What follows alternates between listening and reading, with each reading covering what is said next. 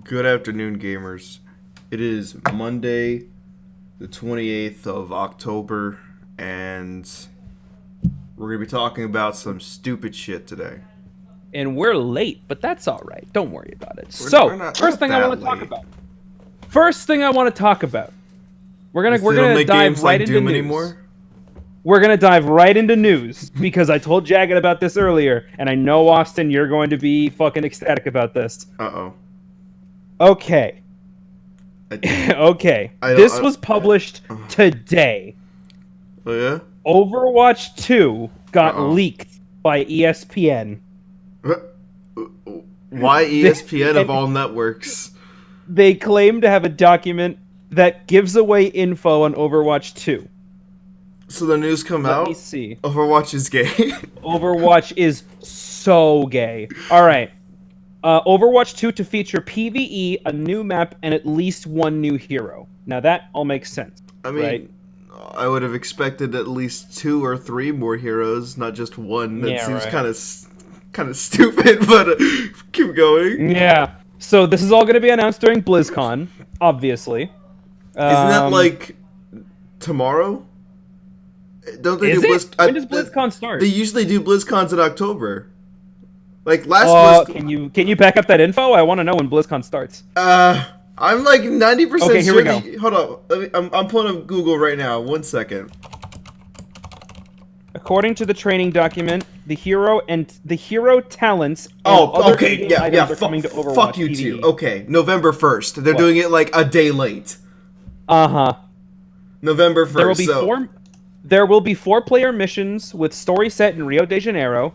The new game will focus on the story mode and its narrative, but it will also release with a new mode called Push with Assault, Control, Escort, and Hybrid. Push will be based on the new map called Toronto. For fans going to BlizzCon, yeah, Toronto, right? Why? Why is everything based in Toronto? Fuck, dude. Because there's a lot of film just leave it alone. The poor place has enough. Do you think they'll have a Canadian hero who throws maple syrup?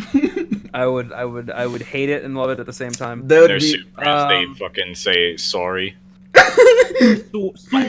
Sorry for what I'm about to do to you, mate. Hey, what about that one, Neri? What about that one, Neri? Nah, that's not okay. So that's kind of all of the info I'm able to dig up right now. Why did you just get really low quality for like half a second? Don't worry about it. Okay. What if I do something like this? How does this sound? Please fucking don't. I can barely take one of you. Pav.exe. Pav.exe. There you go. It's just an icon of Bob drawn by fucking Crazy Bones on Twitter. Oh, that's what I would be. Oh, speaking about drawing, I'm a little tardy at the party, but I was tuning this person out for the longest time. I remember you telling me about Squizzy, and like you're like, oh yeah, Squizzy's like, she's great. No, she's not. She's actually garbage. I didn't know that this was the same person. I didn't know her name. She goes by 2 aliases. Squizzy is her YouTube online. Yeah. Yeah, but like her Twitter is a different like personality, and her Twitter personality is like actual piles of garbage. She's a fucking trash goblin. That's putting it in a different light. I'm talking about like let's be real. So is Kindale War, and I follow both of them. I don't even know who the fuck that is. Oh, funny Australian man. They're both funny Australian people. Well, I mean, wait, Squizzy's Australian? Yeah, she's like Chinese Australian or some shit. I knew she was Asian. I didn't know she was Australian. That was weird. Yeah. I was thinking like Korean or some shit. Frank. Where's me fucking petrol station, cunt? Wait, really? Yes. Oh. Wait, what happened? Huh. Filthy Frank is Australian and Japanese. Yeah. Apparently that's a mix I didn't think was a... His real name is George Miller, and that's pretty fucking Australian. Pretty Australian. Yeah. But, I'm not gonna he lives in New York, so... Huh. Yeah. I'm not gonna go too deep into why I don't like What is? Hold on. Let me. I'm gonna give you the actual facts. I don't remember her real. I mostly just like her memes, honestly. Like the memes that she draws on YouTube. Those are like that time that she broke the tendon in her left thumb because she did that thing where you like hold your thumb with your fingers and then you like throw your wrist forward. What? Yeah, there was a meme going around, I think it was like 2 years ago, where people were like, originally, hey, this is a good stretching technique. If you just grip your thumb in your fingers and then you just throw your wrist forward, when really that snaps the tendon in your thumb. And then another meme circled up where it was just, if you do this, it'll snap the tendon in your thumb. It actually got more people to do it. Oh. And then she did it on stream. Oh. And then she posted a picture of it, and her entire thumb was like scrunched up. It was funny. So I opened up Twitter and I immediately was greeted by one of Ken's favorite retweets, and this one is an instant classic. Fuck it, crafting table. Hey, I'm gonna throw this and not safe for stream just because I feel like Jagged would appreciate it, and I'm not retweeting it.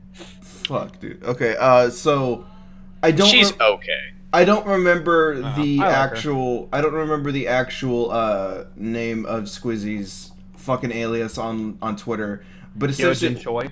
Fuck! Thank you. I just closed it, and now I gotta reopen it. Isn't that like her actual name? Something along the lines. I don't know her too well. I just saw like this whole thing blow up, and then I was like, oh, okay. I do not agree with this person's beliefs. That's really fucked up.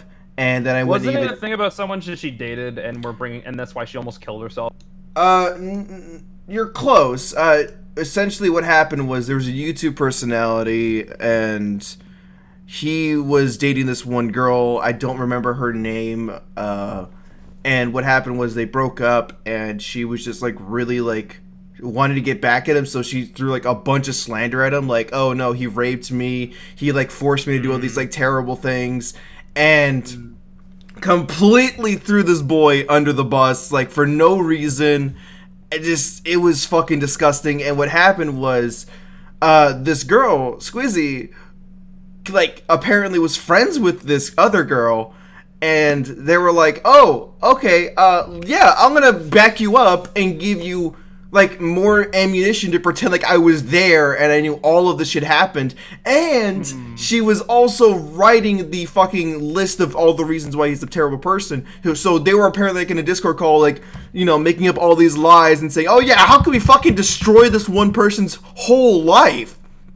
Let's throw the fact that he's a pedophile, let's throw the fact that he's this, the fact that he's this, and all of it was fake. All of it was absolutely fucking falsified.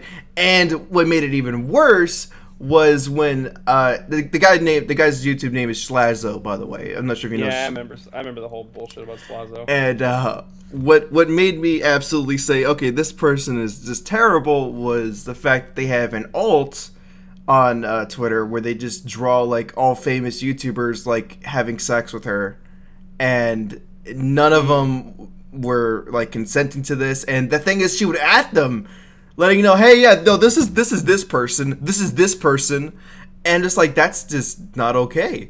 And a lot of them were also underage too, so yeah, no, I was just like, yeah, you're just not okay. You need some help, buddy. You really need to get some help. And all right, when all that shit blew up, that's why she threatened to go and kill herself. And then I was like, okay.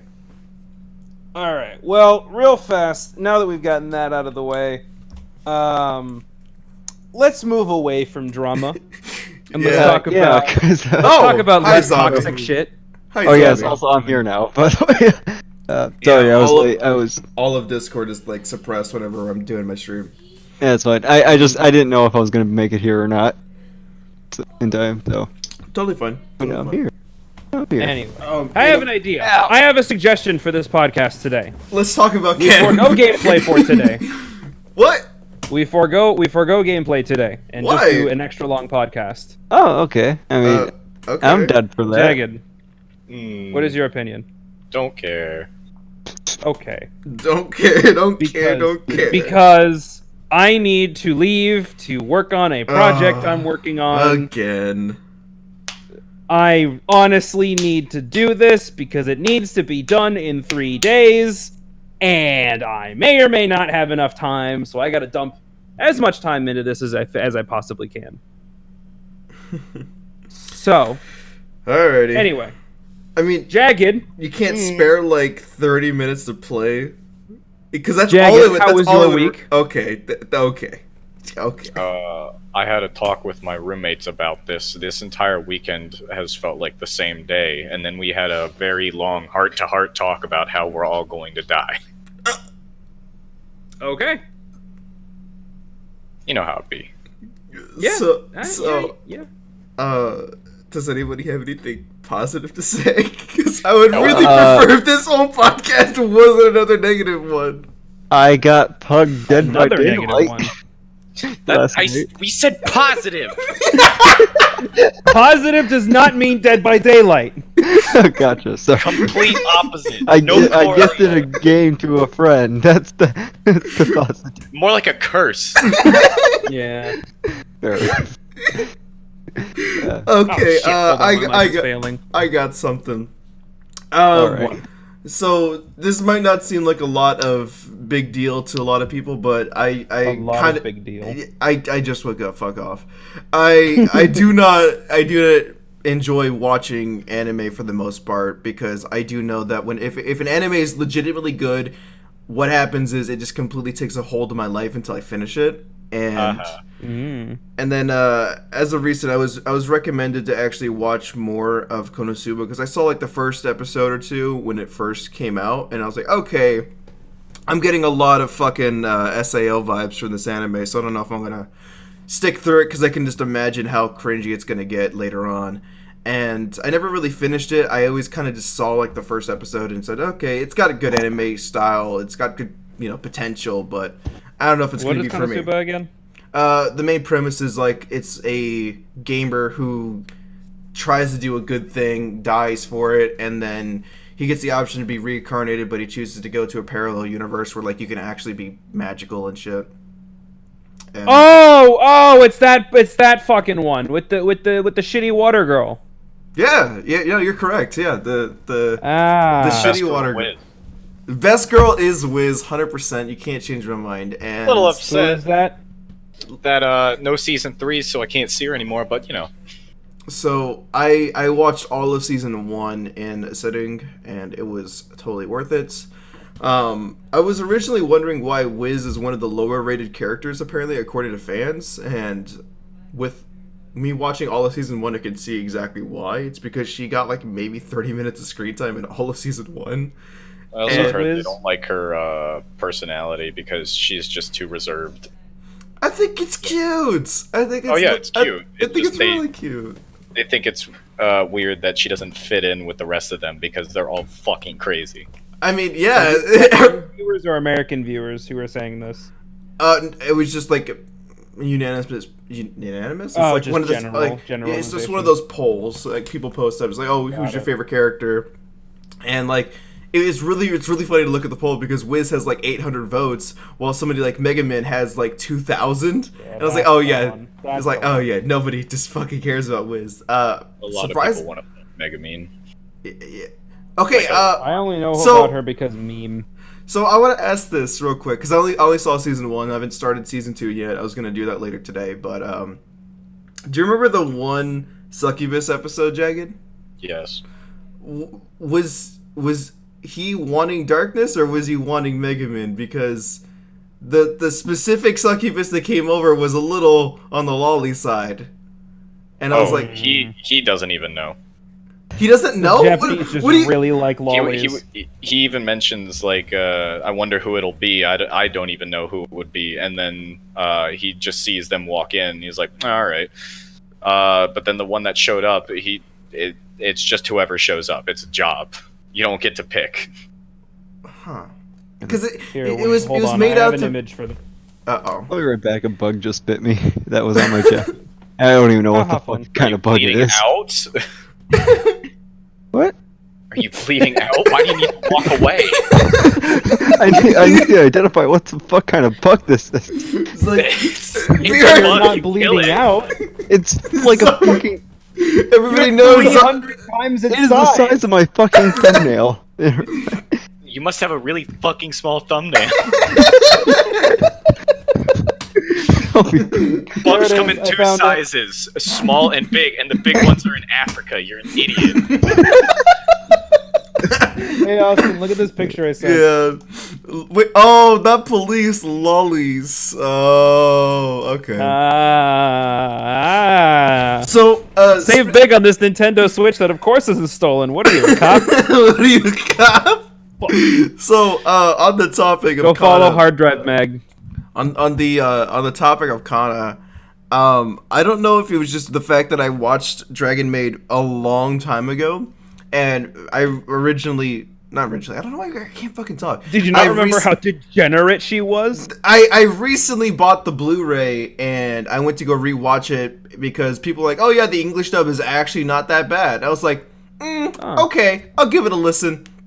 Immediately, I do not like Kobayashi's voice actor in English. Immediately. Aww. I think the original Japanese one was absolutely waifu material. She had the sweetest voice and I could just listen to her talk all fucking day. No subtitles. That's to her face, you asshole. I fucking will if I see her. She is so great, and It was probably Funimation that did it, and they don't deserve respect. either way, immediately the change from Japanese to English was kind of just because the main focus is Kobayashi, so But regardless, It's hard to translate Japanese-isms in Japanese society.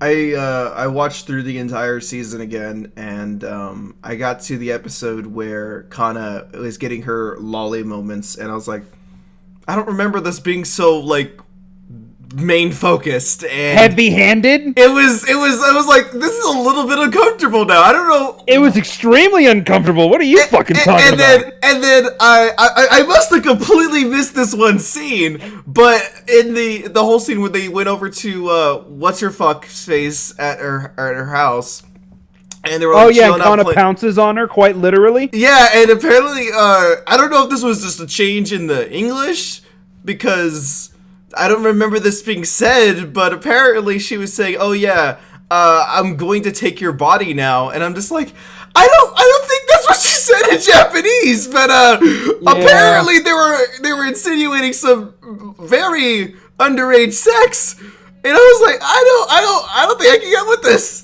It was it's a bit uncomfortable to watch, and it's funny because I was watching this in the living room. The kid who plays her PC in the living room, she takes off her headphones and turns around, and she's like, what the fuck did I just hear? I was like, yeah, I don't know if I heard that correct either.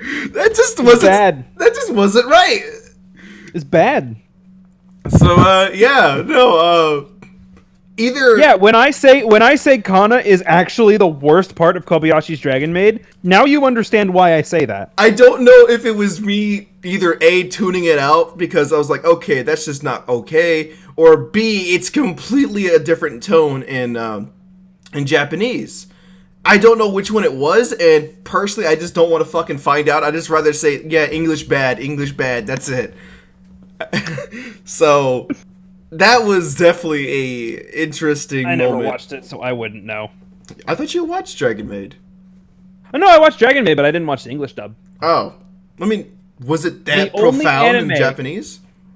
No, it wasn't profound at all. It was just cute. But the only animes I've ever seen all the way through in English are Yu-Gi-Oh! GX. I'm gonna stop you there. You're telling me you managed to sit through all of that. All of it. Maybe not all of it, but I watched I was a big fan of Yu-Gi-Oh! GX, dude. Me too. I couldn't get behind Yu-Gi-Oh! GX was the one where they were on the island, right? Yeah. Okay, that one was actually pretty good. I liked it. I just couldn't get behind the English. Does Totally Spies count as an anime? No, it's a fucking cartoon. But it's an anime art style. That's like saying. Please don't have this debate. Please don't have this debate. No. Hold up. What's the fuck? Okay, I got it. Cameron, is Cap of Mikey an anime? Yes! No, it's fucking not! Yes, it fucking is! The whole premise It's a reverse Inseki anime!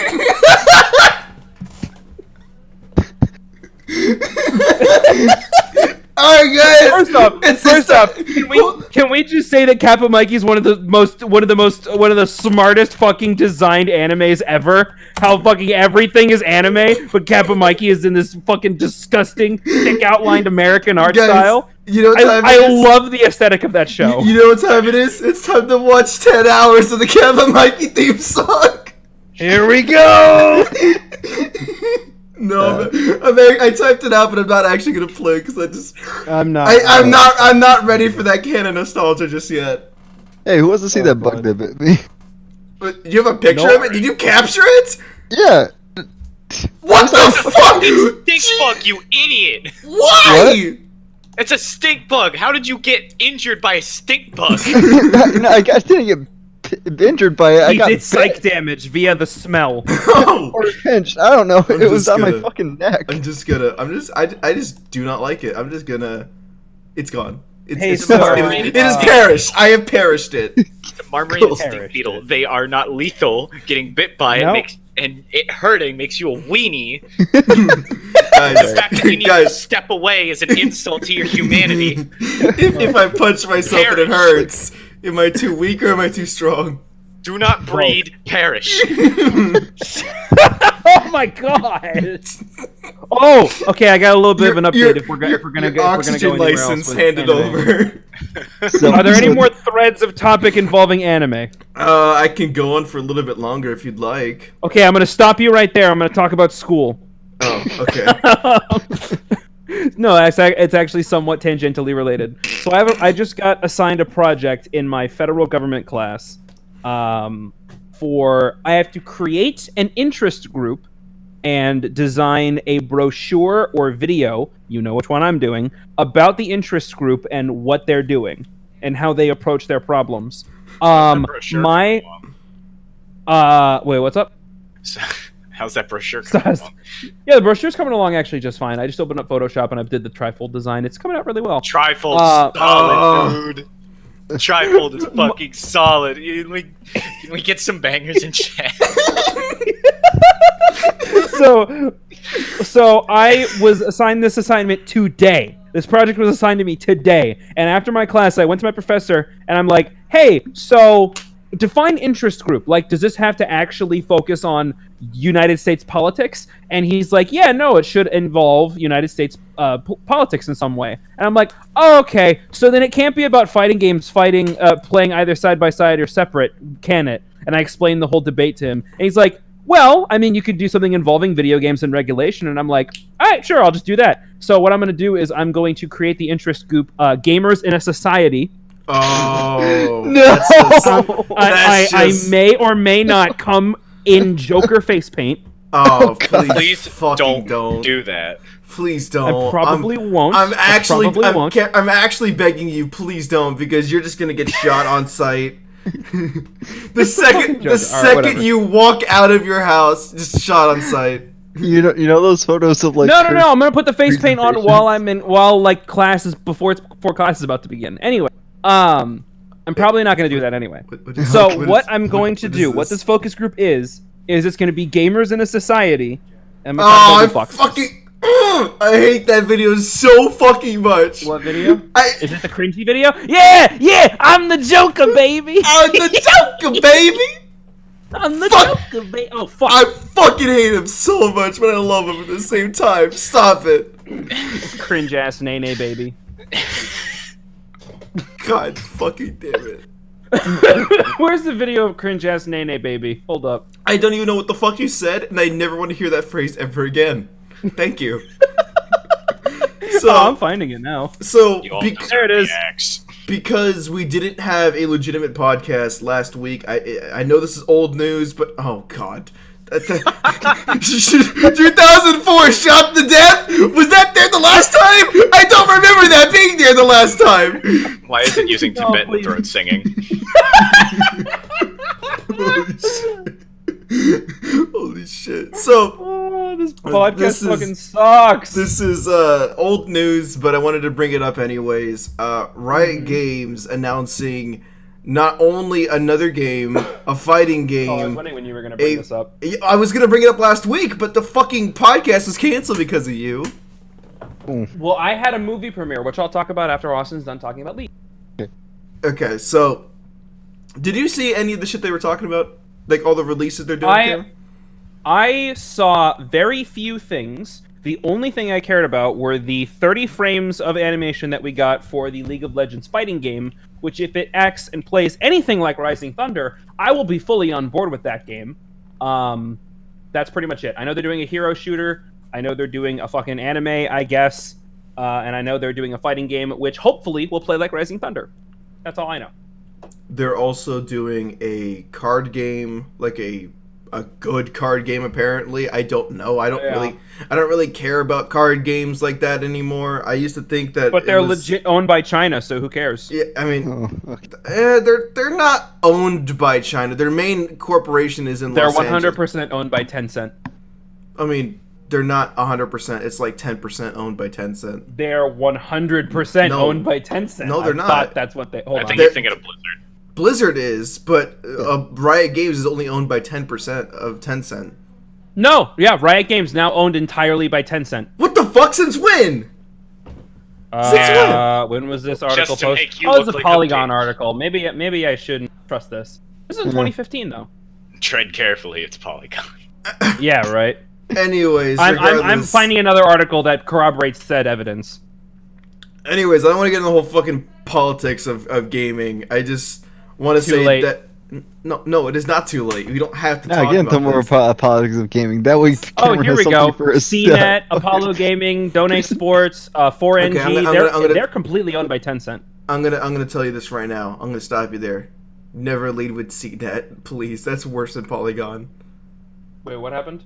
Don't ever lead with CNET because that is actually worse than Polygon. Okay, well, pardon me. I listed off like a bunch more. Dote Sports. I don't know what the fuck that is. That doesn't but a even bunch sound of real. websites- That sounds made up. I'm gonna tell you that right now. Oh, every game company that Tencent has invested in by PC Gamer. That Here is we go. perfect. That's yes. Riot Games, League of Legends, 100%. 40% in Epic. 5% in Ubisoft. 5% in Activision Blizzard. I'm surprised. I'm gonna 80% laugh. by the guys who made Path of Exile. Okay, Grinding Gear Games, interesting. Supercell, Frontier Developments, Paradox, Fat Shark, Shark Mob, Discord. Oh, really? Oh, Interesting. The Okay. Chinese are listening to us right now. Thank you. Because I guess that's how that works. China bad. China China bad. Oh no, Jagged! Jagged! Watch out! Jagged! No! I was gonna kick him, he's but gonna get Joke's on suicide them, to the I back. want this. no, I was just gonna. Oh, hold on. Wait. I was just gonna server kick you for a meme, but Shit, then they're I at my door. They're at my door. Cameron, Chinese are at my door. the last thing they're gonna want is to go near you and your bad opinions. The entire country of China is at my doorstep. And you're one to talk, Austin. John Wick 37. What did you say? Holy shit! Yes. John Wick shit. 37. Hell yeah! You should, I do not want that. he I do dies not and he goes to heaven and he has to go take on God himself. I don't want that. That sounds awful. It's like that That one sounds like episode of borderline Conjuring. dystopian. It sounds like that one episode of Conjuring House. I Alright, think kill boys, ourselves. we're gonna kill ourselves and steal Jesus' boats. We're gonna steal Jesus's shoes. I think We're by gonna John fucking Wick kill 37, ourselves. the actor Alright, himself would be boys. dead. Alright, boys. You can do that voice really well. Holy shit. Dude, really? it's all me and my brother do to each other. He can do it better than me. I'll just like I wanna walk see- into his fucking room like, alright, boys.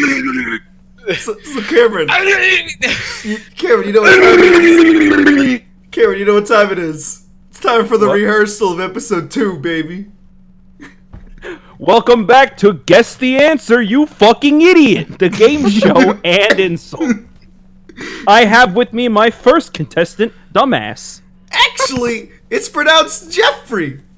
You fucking retard, you got it wrong. How did I get it wrong? The D. Oh, yeah, Actually, no. it's a silent the D. It's pronounced Jeffrey. Yeah, that's okay. Here are the rules, Slugger. Oh, You Jesus. get 3 chances to guess the answer correctly. Your prize for winning is full legal authority to burn down my house and kill. What the hell is wrong with you?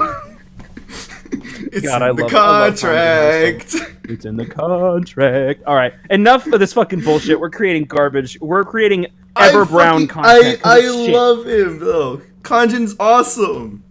Did you see that Kanjin got super frustrated with everyone, so he published all the seasons of his show Yeah. completely unedited? That's and he was exactly- really mad about it. That's exactly why I'm quoting it now. I watched literally all of it. He's really upset about it. I mean, understandably, because like there's a lot of shit in there that I'm sure a lot of people would rather not be on the front page of his channel, which is Yeah. you know, I didn't actually know a lot of that shit was edited. I wasn't. I What do you would- mean? Like, Oh yeah. like all of his racist jokes and sexist jokes and just the distasteful Like, ones. I they go out respect there. Kanjin. I respect Kanjin as a creator, and how he just wanted to do what made him laugh. You know, he just wanted to make something that was funny to him, and other people were just kind of joining in along with it. And that's what I respected about him.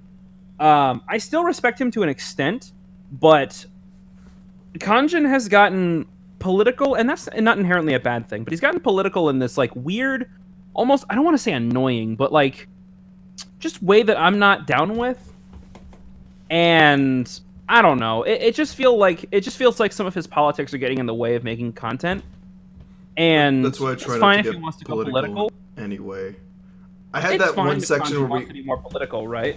I mean, I guess, but like in some cases, you're just opening a can of worms because once you get to a I high just enough feel like level it of shouldn't get in the subscribers. way.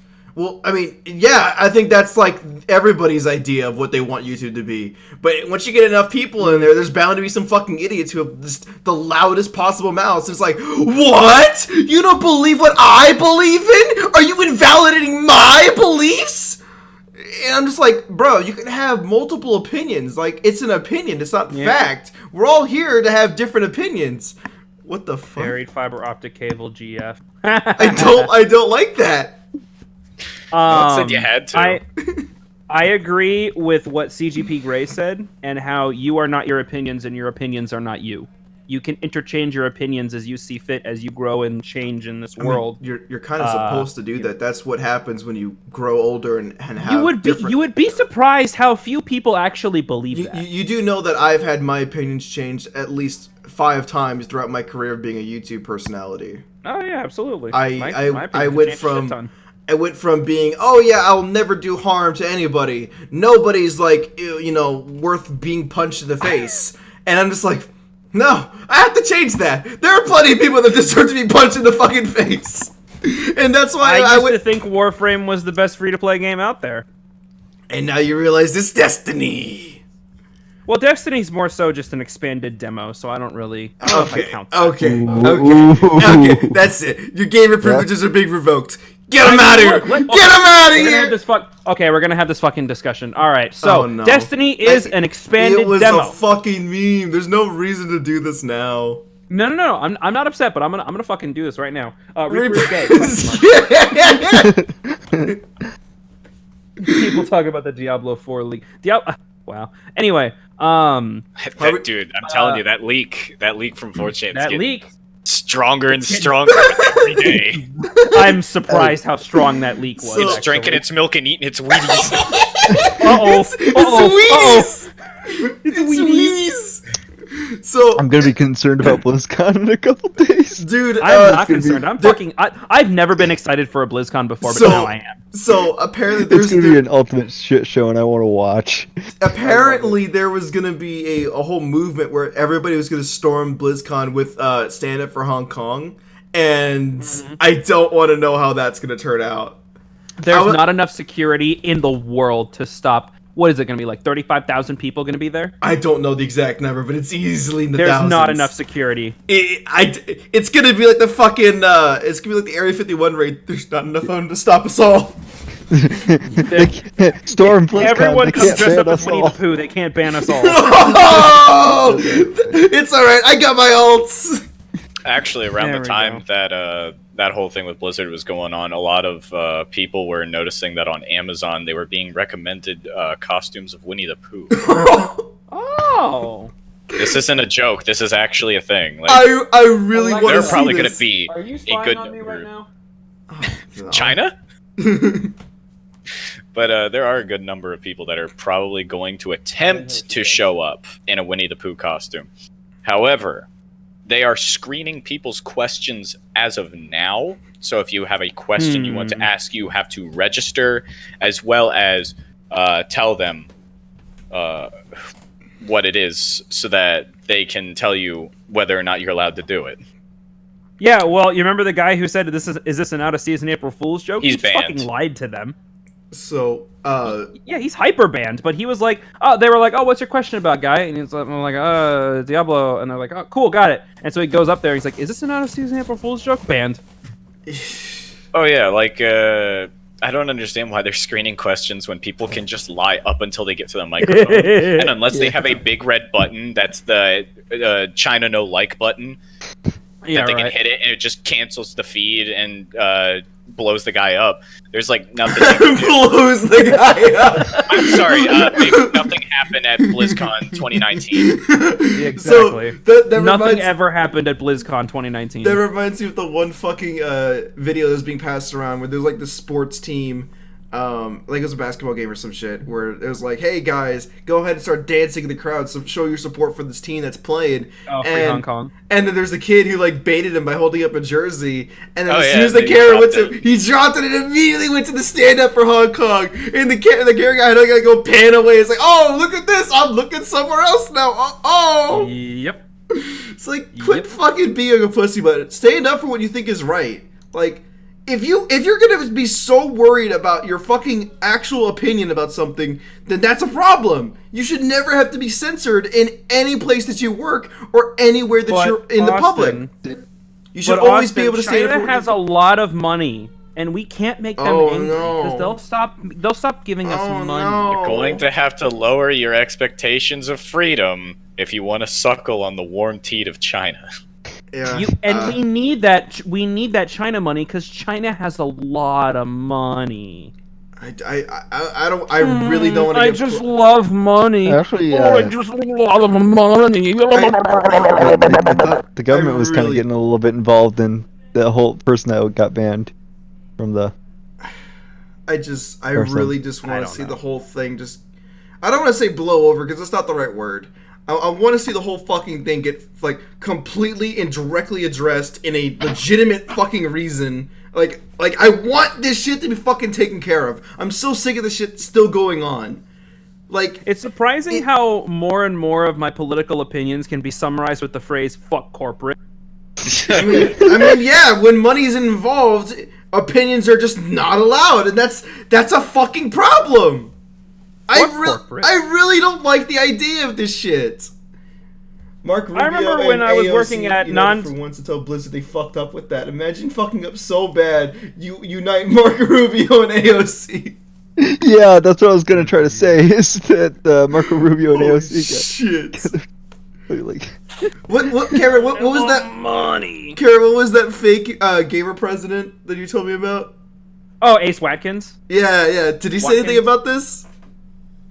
Probably. He's talking about Corsair on Twitter, I think, right now. Hold on, let Oh me see. yeah, I saw that one. He's like, Corsair could never bribe me enough to talk about their beautiful products and their squeaky clean keyboards or some shit like that. It's so fucking awesome. Ace Watkins is the best meme ever. I legit. Unless- Talk about unless- it's real. He's real. I've seen him. Unless we do something, in a few years, Jeff Bezos will be the only one able to afford a private Fallout 76 instance. Oh, are we gonna talk about Fallout 76? No. No. Just not at all. No. Well, here, we're gonna talk about Fallout 76 right now. I'm gonna sum up everything right now. Go buy Outer Worlds. I was gonna say, do you guys know there's like this elitist But buy subreddit? the Microsoft store, not on Epic. Buy. You can buy it on the Microsoft store. Yeah. Yeah, you can get it with What? Xbox Gamer Pass. What? Yeah. I was super out of the loop with that. I keep forgetting this thing's still on my fucking computer. Like, it's just right there, pinned to my fucking taskbar, because that's where I, an idiot, bought Killer Instinct because they said it was never coming to Steam, and I bought it day one. Fucking mad. Here we go. Let's go to Xbox Game Pass. Let's not go on Bing, though. Or Give Microsoft me Mario Edge, Maker levels. Why did everyone say no? yeah. That's really mean. I'm never asking for Mario Maker levels again. I did nothing to deserve this. Maybe because you suck at Mario Maker too. I'm getting rid of Twitter.com for the day. That show is proof that you don't got exist. cyberbullied. Alphared, what happened? He got cyberbullied, man. I'm gonna give my two takes on Alphared. As a personality, he used to be super fucking hysterical to watch, and then he had that moment where he Alphared's just still funny. What are you talking about? he had that moment where like Smash for Wii U was like a thing, and he just wasn't funny anymore. He was just repeating the same jokes. I'm just like, because he didn't enjoy it. Now he stopped doing that. He did the same thing Oh, I yeah. did. okay. Here's the thing: he enjoys his content. He enjoys making his content. I think he's did he publish that video on Ren-Fest yet? Yeah. I just Okay, I haven't watched a single Alphared video in like almost a full, maybe year and a half now. Yeah, do it. He's great. If he's actually worth watching again, I'll give him another try because I'd recommend staying away from Friends Without Benefits though, because I feel like you, Austin, would hate Friends Without Benefits. I don't like the sound of that. What is it about? It's Jacob's it friends. used to be Alpharad's Let's Play channel with him and his friends. He left the channel to focus on Alpharad for a bit, and they're an interesting group. I'm not gonna say bad. They're an acquired taste. Can you give me an example? Because like No. you're They're beating around the assholes. bush. You're beating around the bush like They're a assholes. lot. Okay, but how? Because you can say that we're assholes. Imagine me, but drunk. Like the whole time. Yeah. I haven't seen you drunk. I don't know. That's why I Austin, said you don't like imagine, Ouija God, idiot. right? Do you not have the mental capacity to imagine? No, because that can lead in You multiple bland directions. sack of No, shit. no, there's multiple personalities and you're drunk. You can't classify them all to one different personality. That's why you imagine it. Whenever Cameron gets drunk, he gets Your sad. imagination can be whatever you want it to be, but of course you wouldn't know that because you can't imagine, you fucking idiot. I've never met you in person, Use Jake. two brain cells, rub them together like rocks and make fire. Oh my god. Fucking retards. Anyway, Austin, you don't like Ouija the God, right? Oh God, no! Please, I Yeah, don't he's even want on to. it. What? Yeah, he's friends with Why? Why? You didn't know that? No, I haven't watched this shit in a fucking year and a half. I don't know. Oh, you should watch the Like Castle someone who Crashers doesn't make video any you made. content. Oh God. Yeah, well, yeah, it's funny.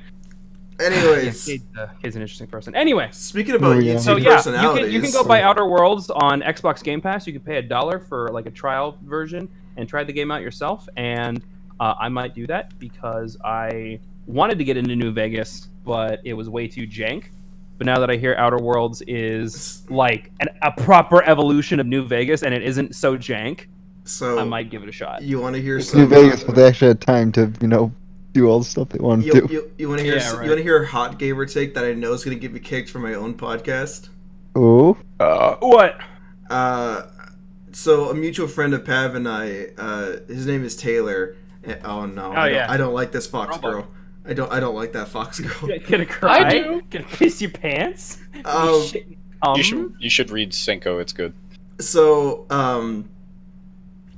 a friend of ours is a super Fallout nut. He like absolutely loves Fallout. That's his number one game. He will. Roebuck loves He Fallout. will never shut up about Fallout. He loves that shit to death. okay. Don't worry about it. Yeah, is that the bad I opinion wouldn't- I alarm wouldn't- happening? I wouldn't. No, I wouldn't that's- say that. I wouldn't. Fuck. That's the alarm the nukes are Roebuck coming. doesn't shut up about that. So, long story short, this is back when I first met him, and so I was like, oh, he's like the coolest person I've ever met. He has nothing but perfect opinions. I love this guy's opinion. He's like, oh yeah, you even played Fallout? He's 100% played that game. It's amazing. And I was like, all right, I'm gonna buy all the. What? Florida man arrested for attempting to barbecue pedophiles at motel. He looks like, but I thought I could get away with it. He looks like he was lied to. Dude, But Florida Man is I an was actual doing- superhero. He is. But I was doing a Florida good Man deed. is omnipresent. You guys remember All the that? comments are just shit like, let him cook or give him a peace prize or some shit. Yeah, y'all remember that one guy who was in prison he was like, I don't remember why he was in prison. I think he was in there for like murder or some shit like that. And his cellmate was a guy who was like, oh yeah, no, pedophilia is not such a bad thing. And apparently he kept saying this like every night. And the guy who's like a murderer kept asking him to shut the fuck up, and he never did. So he beat him to death like with his fists, like repeatedly. Uh-oh. So like his entire face was like beat the fuck in. And he had to go stand trial, and it's like, yeah, he kept trying to tell me that I was wrong for not thinking pedophilia was an okay thing. And, like, I think they, like, lessened his sentence, actually. That's funny. It was actually hysterical to listen to. But anyways, so, Fallout. Yes, I was about to say, let's go back to Fallout. Yeah, so me wanting to, like, play more Fallout so I could, like, have another conversation topic to talk about with this guy, I was like, okay, well, I'll just buy all of Fallout, because it's, like, a good game yeah, that's series. your fault. I bought every Fallout game that was available on Steam, and I played each one of them for almost 2 hours. I gave each one 2 hours to impress me. Not one of them did. And I did not like any of them. I was like, Fallout 3, didn't like it. I thought it was bad. Fallout 4, the opening act was like the most interesting part, and then immediately it went to boring. Immediately. And then So why Fallout is it New boring? Vegas. I'm curious. I'm gonna pick at your brain a little bit. Why is Fallout boring? Just, This is not meant to be accusatory. I just want you to explain why you think it's boring. So Fallout 4, your family Right. is chilling out. You can make your family however you want to Yeah. do it. You can be the woman and the husband. It's super cool. I was like, oh man, this is so neat. It's this. Oh, that's so cool. Hey, the guy goes to your door and he's like, hey, come to the shelter because we're all gonna fucking die. Nukes get dropped and they're like, oh shit, dude, we gotta get to the fucking Fallout shelter. I was like, oh cool, this is so awesome.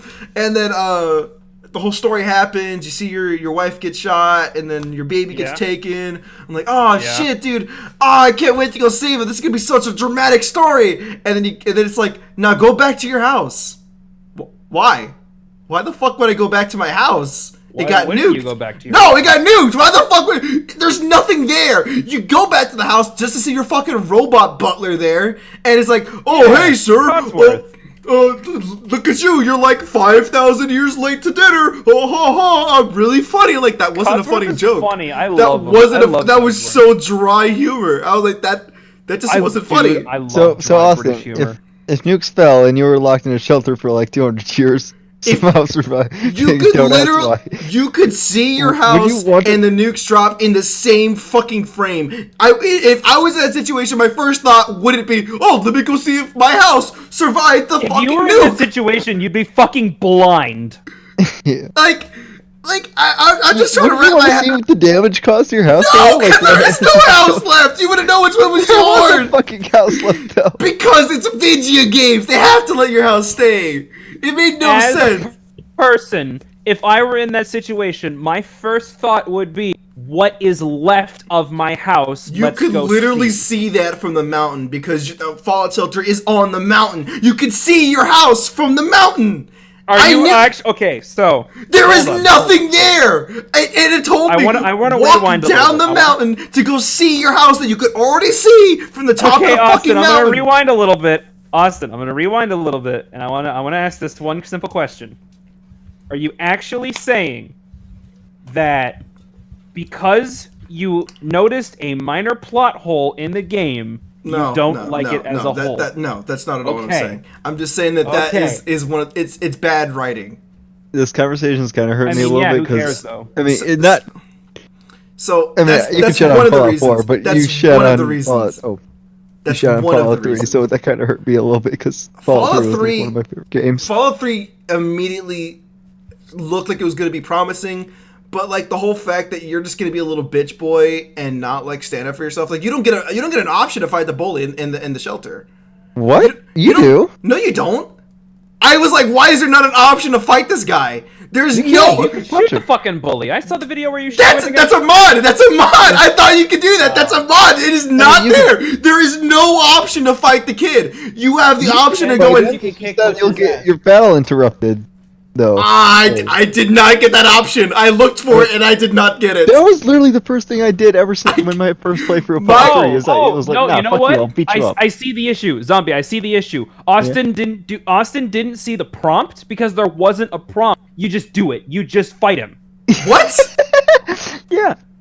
According to Ken, you can whip out your hands and beat him as a child. It's not What? an option. You just fight him. What the fuck? What? I don't. Austin's not very creative. No, because the game makes We it already seem talked like. about how he doesn't have an imagination. Okay. Yeah, that's Okay. First of all, you don't have to bring my imagination into this, okay? I think I will. Your lack of one? So, regardless, let me wrap up the whole reason why I don't like Fallout 4. They start you off with one of the most dry introductions any game has ever given me. I legitimately thought that they had so much momentum and they just completely just fucking dropped it. And I get you're supposed to have your tutorials, but you can't say a tutorial is supposed to be boring. There are plenty of games that have a fantastic tutorial. Number 1, Dark Souls. Fantastic fucking tutorial. Everything is so well done in Dark Souls for a tutorial. The tutorial is, here's a boss, fight him. Yes! That's your Like, tutorial! I love Dark Souls, I love Dark Souls tone. just as much as you do, but it's an extremely simple tutorial. It sets a tone the second you get into the game. Trial The by tone fire. is that... Exactly! The sink or swim, bitch! And I love that tone. And they follow that through. Gamer likes trial by fire. They like set to be that tone in an area where they and get they to try things. They follow it from every iteration. Even Bloodborne has the same mentality. I like consistency, and that game had it to a fucking solid. You know what you're getting yourself into. You know the game's gonna be not your fucking typical RPG. It's gonna set that tone immediately. It doesn't beat around the fucking bush. It doesn't say, oh, you'll find out what this game's about maybe in an hour or two. I don't like those games that just take way too fucking. What are you talking about? Dark Souls is all about what the fuck's going on. No. I meant like the tone. The tone is set the minute you turn on the game. Fallout. I had no idea what tone the game was going for. I couldn't fucking figure it out. Dry humor. It's there's a joke in the Outer Wilds, so you probably won't like it. Outer Worlds, excuse me. Those are different games. There's a joke in the Outer Worlds. This is the only joke I know from the Outer Worlds, is that you're talking to this character who is the closest living relative of someone who committed suicide. Oh. And so they're paying fines for that person's suicide. And you start digging a little deeper and you're asking like, oh, it must be bad to lose family, right? And then this character's like, whoa, what are you talking about? This guy wasn't family. And then you ask, wait, but you said you're the closest living relative. And she's like, yeah, closest living person relative to his act of violence. He killed himself. He killed himself, and that is a crime as a destruction of company property, so I'm the one stuck with paying the fines. I'm like, what the fuck, dude? That's some dry-ass fucking humor. I love it. But that was actually... that was an above average example, okay? That actually was kind of funny. But also, like, let's be real. Outer Worlds' whole tone is fuck corporate, so I might enjoy the game just based on that merit. I like that. I like that tone already because it's fresh. I like the whole fresh take on humor because you can see people who try to be funny, but it feels so forced and say, oh, we can only talk about 60% of all the possible takes on humor. And I like it when they say, no, I want to have an opinion that's unpopular, and I'm going to go with it. I like games that do that, so I actually might give it a chance because of that. A capitalism dystopian future is fresh? Yeah! If they're doing it based off of that humor where it's like, fuck corporates, yeah, that is fresh. No, I mean, that's been... Name another game that's done that. What other games done that? I have no fucking clue, but I can tell you that movies and books... I'm sure I've done it. I can't name any examples off the top of my head, but I'm sure they've done it before. I've never played Subnautica! I've never played it! Yeah, he's totally right. Subnautica has a fuck corporate mentality. God damn. Wouldn't know. Never played it. I didn't notice because of the fear of the briny deep. Well, do you play it? Anyways, Yeah, so let me fucking wrap up. Let me wrap up the whole fucking shit show that is Fallout 4. So, oh yeah, you can. I did not like the whole fucking Codsworth thing. I thought it was the most annoying part of the entire first opening act. I got to meet Doggo, which was cool. I went to go scavenge around all these fucking destroyed ass houses, which somehow still had loot you can get. I was like, I'm gonna ignore reality for a second, because I'm sure it's in a fantasy world, whatever. Somehow this one piece of medical equipment didn't get fucking eviscerated like everything else did, but whatever. We're gonna go with it. We're gonna fucking go with it. Somehow this mystical flask of magic sunlight energy is able to heal my zombified corpse of a person. I'm gonna go over there and get stabbed. Oh no, I got stabbed through the chest. Glug, glug, glug. I'm all better now. But fuck realism, am I right? It's a JRPG, dude. They get away with a lot of shit. Yeah, and I find it honestly strange how you're giving your personal favorite games this much leeway. I get stuck in this trap because it's an American RPG. It's not a JRPG. The tones, they're very different in terms of approaches. Yes. JRPGs are not scared to do what the fuck they want. You ever just drink the sun? Karen, have you seen anything related to Death Stranding as recent? Have you seen the otter hat? I've seen the piss have meter. Have you seen the otter hat? No, I saw the piss meter, and I was like, no, Austin, stop talking about Death Stranding. I'm gonna play it. There's a hat you can get from, I think it's from Conan or some shit. There's a celebrity that gives you. I'm gonna fucking. It's not a spoiler. It's not a fucking spoiler. Hideo Kojima himself, Hideo Kojima himself retweeted it because he's like, yeah, everybody should know this is the kind of tone that I'm trying to set. And I followed the boy. And there's a hat that some fucking celebrity will give you that whenever you're in a body of water, you just swim on your back and then roll your fucking elbows. Oh, that's adorable. I want it. Derek is gonna be all over that shit. It's the otter hat, and it just changes how you swim. JRPGs are known for not fucking holding back. They do what they want because it's a fucking game. They're allowed to have fun. American RPGs are so fucking reserved. It pisses me off. Well, I mean, what about this is a little bit of a straw man. What about Dragon Quest? I didn't play Dragon Quest. I didn't either, but that game, from what I hear, is very safe in terms of JRPGs. Wait, Kingdom Hearts 358 days over 2? 10? Oh yeah, what? That's the title of a Kingdom Hearts game. What the fuck? Yeah. Hyperdimension Neptunia Rebirth Girls Generation. Wait, what's the fucking Under Night In Birth? Hold on. That's a fighting game. That's not... Yeah, no, I know, but it's Japanese. Anyways, so to sum up my whole thoughts on Fallout 4 for like the 30th time, I did Under Night In Birth EXE :late CL-R. I do not like it because it feels so fucking reserved. It's too scared to do anything.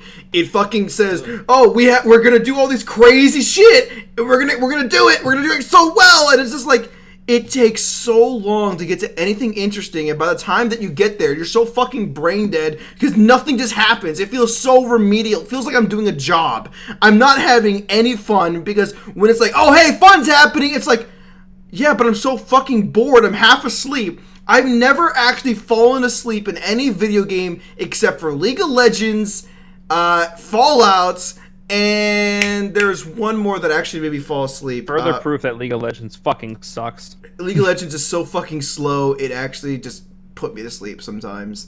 I hate League of Legends. There's one more game that I actually just fell asleep while playing it. I'm trying to remember what it was. How'd you feel about Elder Scrolls Skyrim? Oh, that was it. Thank you. Yeah. I didn't like I did not appreciate Skyrim either. But it might just be because Bethesda fucking sucks. When it comes to Bethesda as a company, I prefer the id Software titles just because they're the exact polar opposites. Because it actually cares. Yeah, it actually puts a lot of fucking work and personality into their games. They're like, sounds like you don't like games that don't open up with excitement. That's actually pretty fair, yeah. That's probably a fair assessment. Not true. Not true at all. There's a lot of games. Do you like Monster Hunter? I mean, we played it together. What do you think? I have 400-something hours into the game. Are you talking about Monster Hunter World or are you talking about Monster Hunter Generations? Both. Okay. You have 400 hours in Generations? No, 400 hours in the World. Do you want me to pull up my fucking Steam library? How? I have that many hours. What the fuck do you mean? I've been playing it for almost a full year and a half. We were playing it nonstop. What? Yes. What do you mean? What? It's either 400 or 300. It's in the triple digits. I know that. Why is this such a? I'm fucking trying to pull it. No, Karen and I played a lot of it together. I'm pulling this up. I'm trying to pull up my Steam, but it's not giving it to me. Give me my Steam access, please. Filter games that you both own. It's not giving my fucking Steam library. It's making me upset. You have 77 hours, motherfucker. No, I don't. Yes, you do. I'm looking at your Steam right now. I have 77. Oh, I should probably not show my Steam account name right there. Who cares? Send him friend requests. I mean, no, my Steam name and my actual Steam account name are two different things. Oh, okay. Destiny 2, yeah. baby! Alright, yeah, I have 215 hours in Monster Hunter World. Okay, no, you're right, 77. What the fuck was I thinking that I was like, oh yeah, I have 200 hours into this game now. You're gonna come up to me. It's Destiny 2. You have 200 me... hours in. Oh shit! You're gonna come up to me. Oh shit! You're gonna come up to me, the Monster Hunter guy, and be like, "Oh yeah, I got more hours in this game than you do." Games that open up with excitement.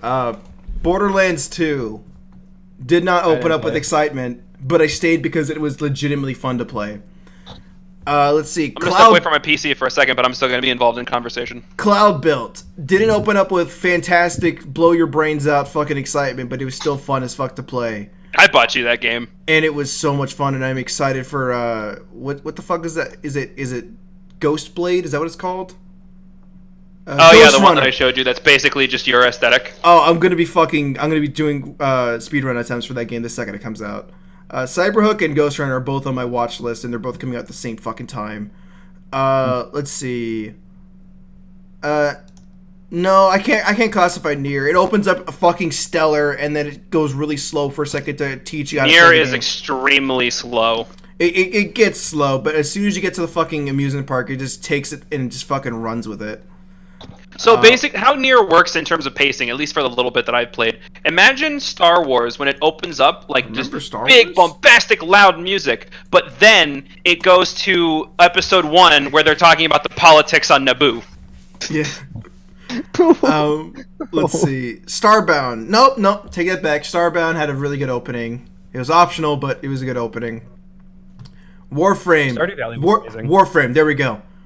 God, Warframe fucking sucks. Absolute fucking boomer of a fucking opening. Sucked ass. Nothing was fun, but then it got really fun. In that game, I have 451 hours in. I have 200 hours into Warframe. It's a good game, but Starbound in a shit intro? What do you mean? You're getting invaded by the tentacle monster. It's like it's almost there to big hentai. It was so cool. Uh-oh. Yeah, it was cheesy. Of course it was cheesy. If they give you the option to skip it, it must be cheesy. There's no threat. There's no risk. You know, you're actually really. You're what games do I have that have really slow openings? Dragon's Dogma. That has a pretty slow opening. I really want to play Wolfenstein again. God, Wolfenstein was so fucking amazing. Played Wolfenstein. And I know you haven't, and I really want to play it with you sometime.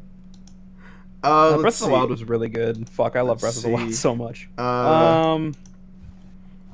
Okay, you know what? We're on this topic. Jagged and Zombie. Games that you've played that have really slow intros. Would you say Battle Block? I thought Battle Block was kind of slow in the beginning. Oh, I barely played it for its single player. I want to say Battle Block. It's not premarital sex if you never marry anyone. Oh, that's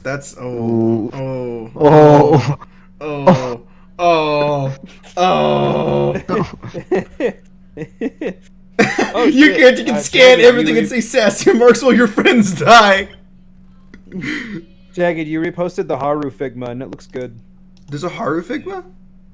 Yeah. Oh, nice. I saw her in Underroid and I thought it was really, really well done. But I haven't seen the thing. Fucking cute. Did I ever tell you about my thoughts on Haru? No. I don't know anything about her character. I just know that I like her design. Wait, I thought you were already on the boat. Like the final area. You would have already beaten... I know I did not hang out with her. I do not know her as well. What do you mean? You don't like plants? Cameron, do you not like flowers? Excuse me, I wanted to hang out with the kinky doctor and the cool nerd girl. But Cameron, flowers! Nah. Let me teach you about pottery! Anyway, Jagged and Zombie, games that you play that have shit intros. I wouldn't say shit intros. Okay, slow intros. Slow and shit aren't the same thing. Gears of War. Yeah, no, 1. I realize. Wait, which one? Gears of War 1 I never played that. and 2. Okay, yeah, I can get behind 2. That had a really bad intro. It was really slow. All you did, if you chose to do the tutorial, if you chose to do the main thing, it was slow in terms of the rest of the game, where you just always had the high ground and you won. It was not hard. It was boring. Okay. I actually have a really good one. Majora's Mask. That game's opening isn't great. You know what? Yeah, I mean, a lot of Legend of Zelda games just aren't good at opening. Okay, no, the Zelda game with the worst opening is by far Twilight Princess. Let's be honest. Never played it, and Its opening is not good. And Ginger still wants to crucify me for that reason alone. Was that I've never played Twilight Princess, which is one of his favorite ones. Never played it. It's the only one he's played, aside from Breath of the Wild and a little bit of Wind Waker. That doesn't make it his only one, but regardless. I mean, the only one he's beat. How about that? Okay, sure. I'll go with that one. Oh no, because he beat Breath of the Wild. Excuse me. Oh, must be nice. That's what it was! That's what it was! That's the other one! Breath of the Wild! I fell asleep with Breath of the Wild 3 times! I fell asleep! I actually was like, head down, snoring, game still playing. I fucking hated Breath of the Wild. Everything was so fucking... I realized the pattern. Austin doesn't like games where you have to, like... I have to earn the right to have fun? I have to earn the right to have fun? Fuck you. I'm trying to phrase this properly so as to not be mean. Austin doesn't like games where you have to think outside the box. No, that is definitely not true. I love puzzle games, and fucking one of my favorite ones that you've ever... Did you beat Antichamber? Yes! I was about to bring that up. One of the best ones that you've ever recommended me was Antichamber. That game fucking blew my mind. Second one. Immediately. It set a tone. It set a fucking pace. It was perfect. That game, hands down, I endorse it. It was fantastic. Breath of the Wild is nothing like that. Don't you dare compare the two of them ever. Ever. They do not belong on the same plane of existence together. Breath of the Wild did nothing to fucking get me. It did nothing. It fucking was too scared to be a Zelda game. I fucking hate it. What do you mean? It was probably the most courageous Zelda game in years. No, dude, I'm gonna be honest with you. Every Zelda game that I've ever played had my attention. Got samey after a while? No, had my attention minute 1. Every one of them. Play fucking Twilight Princess and you'll take that right back. Perhaps. I've never played it. Did you play Skyward Sword? No. The worst one is Skyward Sword. I didn't play it. I take that back. Because Twilight Princess is great. It's a great game. Still has a bad opening. Fucking Skyward Sword has the worst opening. You know why I didn't play Skyward Sword? Because I had the option. This is back in the time where my mom was like, you could only buy 1 game a month, and I had to choose the option between Skyward Sword or Metroid Prime 3 Corruption. And I want you to guess which one I went with. Yeah, you made the right choice. So yeah, I bought Metroid Prime 3 Corruption, and I played that for like 2 months, and it was fucking amazing. It was like the best Metroid game I've ever played. It was so much fun. I'm surprised you had so much fun exploring in Metroid, in any Metroid period, and yet you didn't have fun exploring in Breath of the Wild. I'm gonna tell you why. Tone. Breath of the Wild set a... Oh yeah, there's death looming in the darkness, but there's no pressure. Go fucking look at some rocks real quick. Well, the whole point of the game is you're trying to get to the fucking things. You're trying to get to the beasts. Never felt that there was any actual danger at any time when they were like, oh yeah, Calamity Ganon's gonna fucking destroy the world. You gotta hurry. You gotta... let me go look at some rocks. Look at this little twig right here. That's so cute. No, dude, it was so fucking boring. But what about the enemies who kill you in one hit? Like, let's be real. That's actual danger. I did not run into any enemies that... The game didn't have to even the tell Guardians. You even the Guardians. Danger. Guardians, they didn't... Guardians are fucking tough, dude. What are you talking about? I parried a Guardian on the first try, and I was like, ha! Get fucked, I'm done. Remember that? Alright. I parried a Guardian on my first try, and I was like, you suck. I'm better than you. I'm gamer. Here's what actually killed it. I'm responding to Ken. Majora's Mask is the best Zelda game. So Majora's Mask was actually a lot of fun. I didn't play the N64 version. Karen was yelling at me for not playing it. The N64 version is better than the 3DS version. I played the 3DS version, and I actually really liked it. I really liked You it played because the worst version. the first time seeing the screen get really small, I got scared. I was like, why is the screen shaking? That happens in the fucking N64 version. I was like, why is the screen shaking? What am I doing? What am I doing? What's wrong? And then I saw it was like, oh, 72 hours remain or some shit. I was like, okay, that's actually really cool. But no, Breath of the Wild, the reason why I actually fell asleep was all of the little shrines had no value to me at all. None of them. Not a single one of them. Not even the first one you visited to. I was like, this is boring. Why is this a thing? This is stupid. I do not like it. Why is the music so fucking calm? I got it. I understand why you don't like it now. Hold on. I'm gonna try to put this into words. You tell me if this is right or wrong. Okay. You said earlier in this podcast and to me a few weeks ago that you enjoy consistency. Yeah? The reason why you don't like Part 3 of JoJo is because they drastically changed the powers that they have and how characters interact with each other.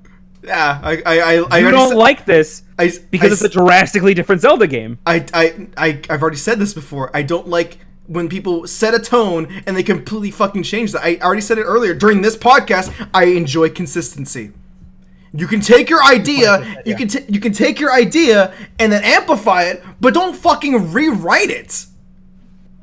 So, but no Zelda game has any. There are very few Zelda games that have that intertwined with each other. I mean, like they're all different games, with true. the exception of Ocarina of Time, Majora's Mask, and Breath of the Wild 1, and Breath of the Wild 2, and Oracle of Ages and Seasons. I mean, whenever I play Link to the Past, I still feel like I'm getting a Zelda experience. Whenever I play Majora's Mask, I'm feeling I'm getting a Zelda experience. They all follow the same sort of formula. And that formula, I enjoy. After a while. I disagree. I think if you have something that's Mario, what has Mario done? The same shit every fucking year. It always comes out the exact same way. The new Soup series. What it does is it takes the formula. It takes the formula and then they tweak it. They add a fresh coat of paint, and it sells millions. It's one of their most popular IPs because they know what the fuck they're doing. And when they go and say, okay, we're going to make a change. We're going to make a drastic change. It still feels like a Mario game. Odyssey still feels like a Mario game. But it's so fucking different. It's so wacky. It's so crazy. Yeah. I love Odyssey. I think it did a great thing. Breath of the Wild does the exact same thing. I do not agree. I don't like it. I think it does a change that it wasn't really needing, I guess is the right way of putting it. Absolutely it needed it. What are you talking about? I disagree. I think it was fun. Okay, so Austin, I think what boils down to it is you just didn't play Skyward Sword. Skyward Sword is the worst that formula has been. I mean, so is Metroid Other M. That was the worst that the Metroid Metroid Other M didn't follow really any formula. It was mostly trying to be a narrative-driven game that made you feel like you were exploring, but really it didn't matter. Metroid Other M, I will admit, it did try to shake up the formula, right? But it sacrificed a lot of what people enjoy in Metroid. Breath of the Wild did not do that. Breath of the Wild took a formula that worked in the past and updated it for modern audiences. Isn't it based around the original Legend of Zelda game? Yes, that's what I mean. Okay, yeah, I wasn't sure if that's what you were meaning. So, yes, again, back to your whole question of why I like Metroid Prime 3 Corruption over Breath of the Wild. What an odd comparison. No, because that was the one that you asked me. Why did I like Prime 3 over I know. Breath of the Wild? I'm reflecting. I never answered that question. Sure. In Prime 3, I'm always feeling like not only am I exploring these planets, the music is enough to keep me captivated. Every song in Prime 3 absolutely slaps. You can't tell me otherwise. There's no bad song in Prime 3. Everything feels powerful. Everything feels like that's wrong, but I don't want to say you're wrong. I mean, what song? I'm failing to find examples. Jagged, have you played Prime 3? No, I have only played the first one and a little bit of Super. Okay. Zombie Head. Austin would really I feel not like I got skipped here for when we were talking about like games with slow openings. Me and Jagged. Oh, I'm sorry. Yeah, we kind of completely derailed from that. Yeah, like, we yeah. got sidetracked. I mean, This is evergreen content. What are you talking about, zombie? So, Okay. let me wrap up my thought process. We can move on to another topic real quick. Sure.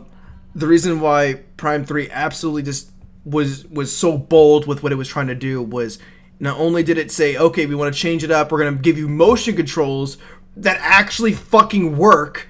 That already was amazing. I was like, oh, motion controls. This might not be a good thing. I wasn't sold on motion controls. I don't like them.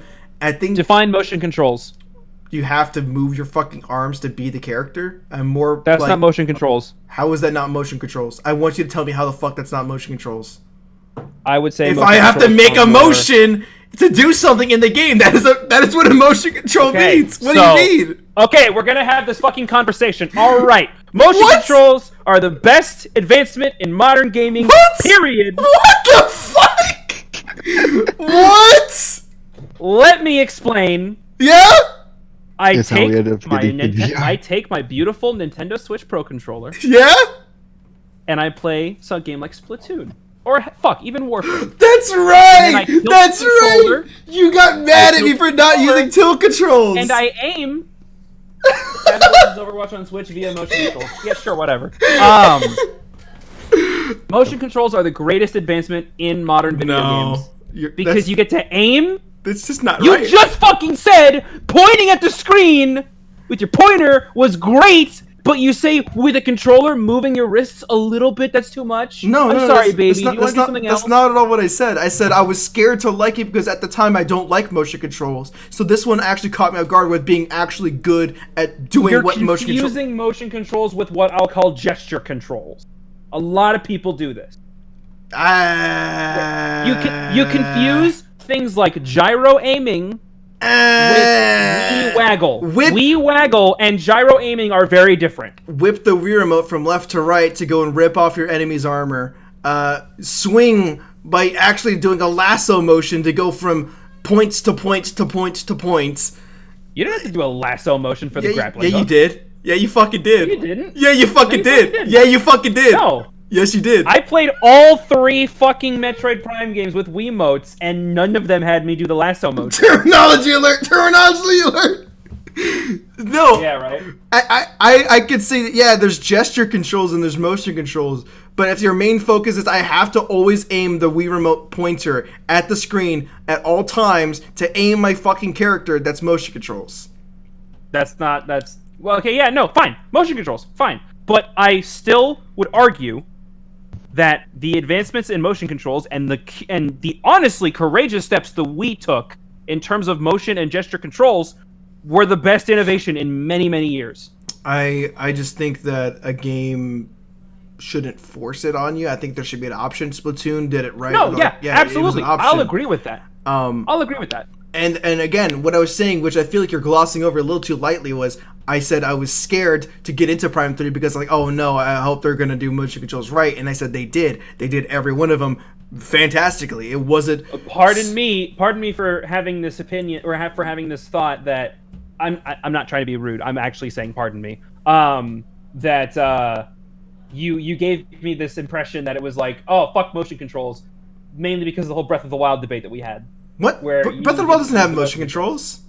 Yes, it fucking does. Does it? Yeah. Motion aiming.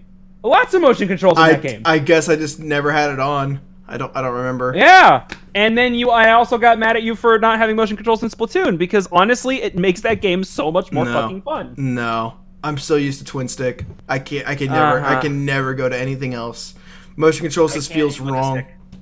I just can't aim with a stick at all. I hate playing shooters on consoles just because of that. Well, yeah, I mean, I prefer to play with mouse and keyboard any day of the week. If I had the ability to play Splatoon 2 on mouse and keyboard, I would actually love the game. Yeah, but you can't, so I'd rather take the motion controls. Point is, what I was trying to say for the umpteenth time, Sorry. Prime 3 did motion controls perfectly. I think they did it so right, and that's what made it so good. It was, I actually thought that was one of the very few games that did motion controls to a good point where it actually felt like it was necessary to What about the do exploration, though? What about it? We were talking about the exploration, and now we're sidetracked onto motion controls. About like how every planet felt like it mattered. There wasn't like a filler planet. There were a couple. I didn't feel like there was a lot of filler in Breath of the Wild either. Are you fucking kidding me? I mean, I just love the shrines? feeling of running around those All of the fields way shrines? too much. All of the shrines? I beat all the shrines. All of them? They didn't feel like filler? Yeah, but you can't. It's such a powerful rebuttal. Cameron? Cameron. What?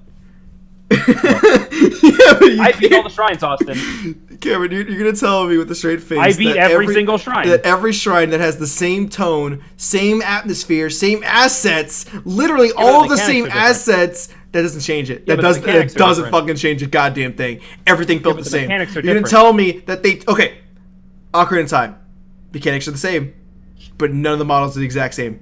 Music completely different. Yeah, there are and some different dungeons, ways- there are some different ways dungeons you even can have establish layered different ways. music. Where it's like, well, now you've gone Austin. deeper. The music should have changed a little bit Okay, more Austin, dynamically. let me explain myself. God damn it.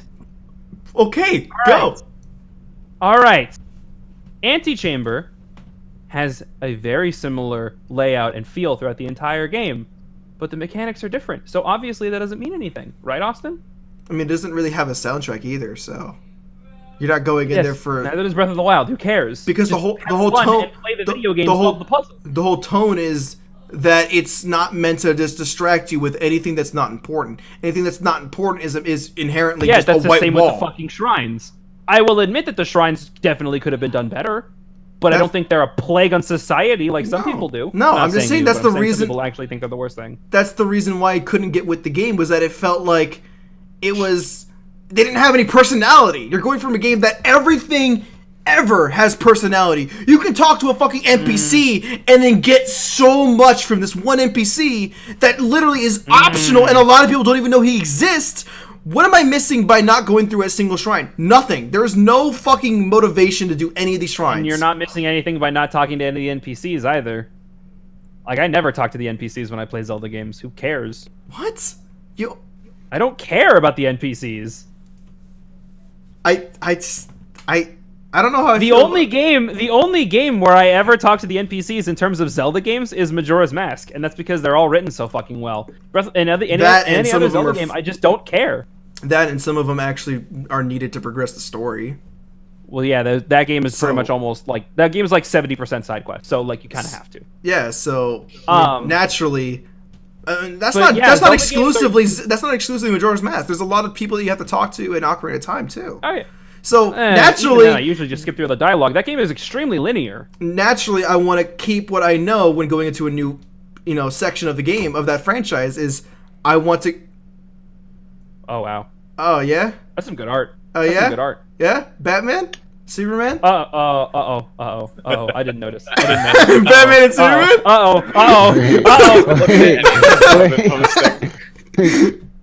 Yeah. I mean, I'm gonna be honest. Anyway, they're fucking really well designed, but they don't belong. Anyways, Yeah, I'm gonna say Ocarina of Time is not as open world as everyone thinks it is, and it's actually pretty linear. yeah. I mean, I've never considered it open world. Just because you can walk around any section of the map and go back to them at any time does not make it open world. Because the story is saying go to the next checkpoints. Yeah, right. But in Breath of the Wild, I felt like I should have talked to everybody. Everything should have personality. Otherwise, why am I playing? If I don't care. if I just want to see.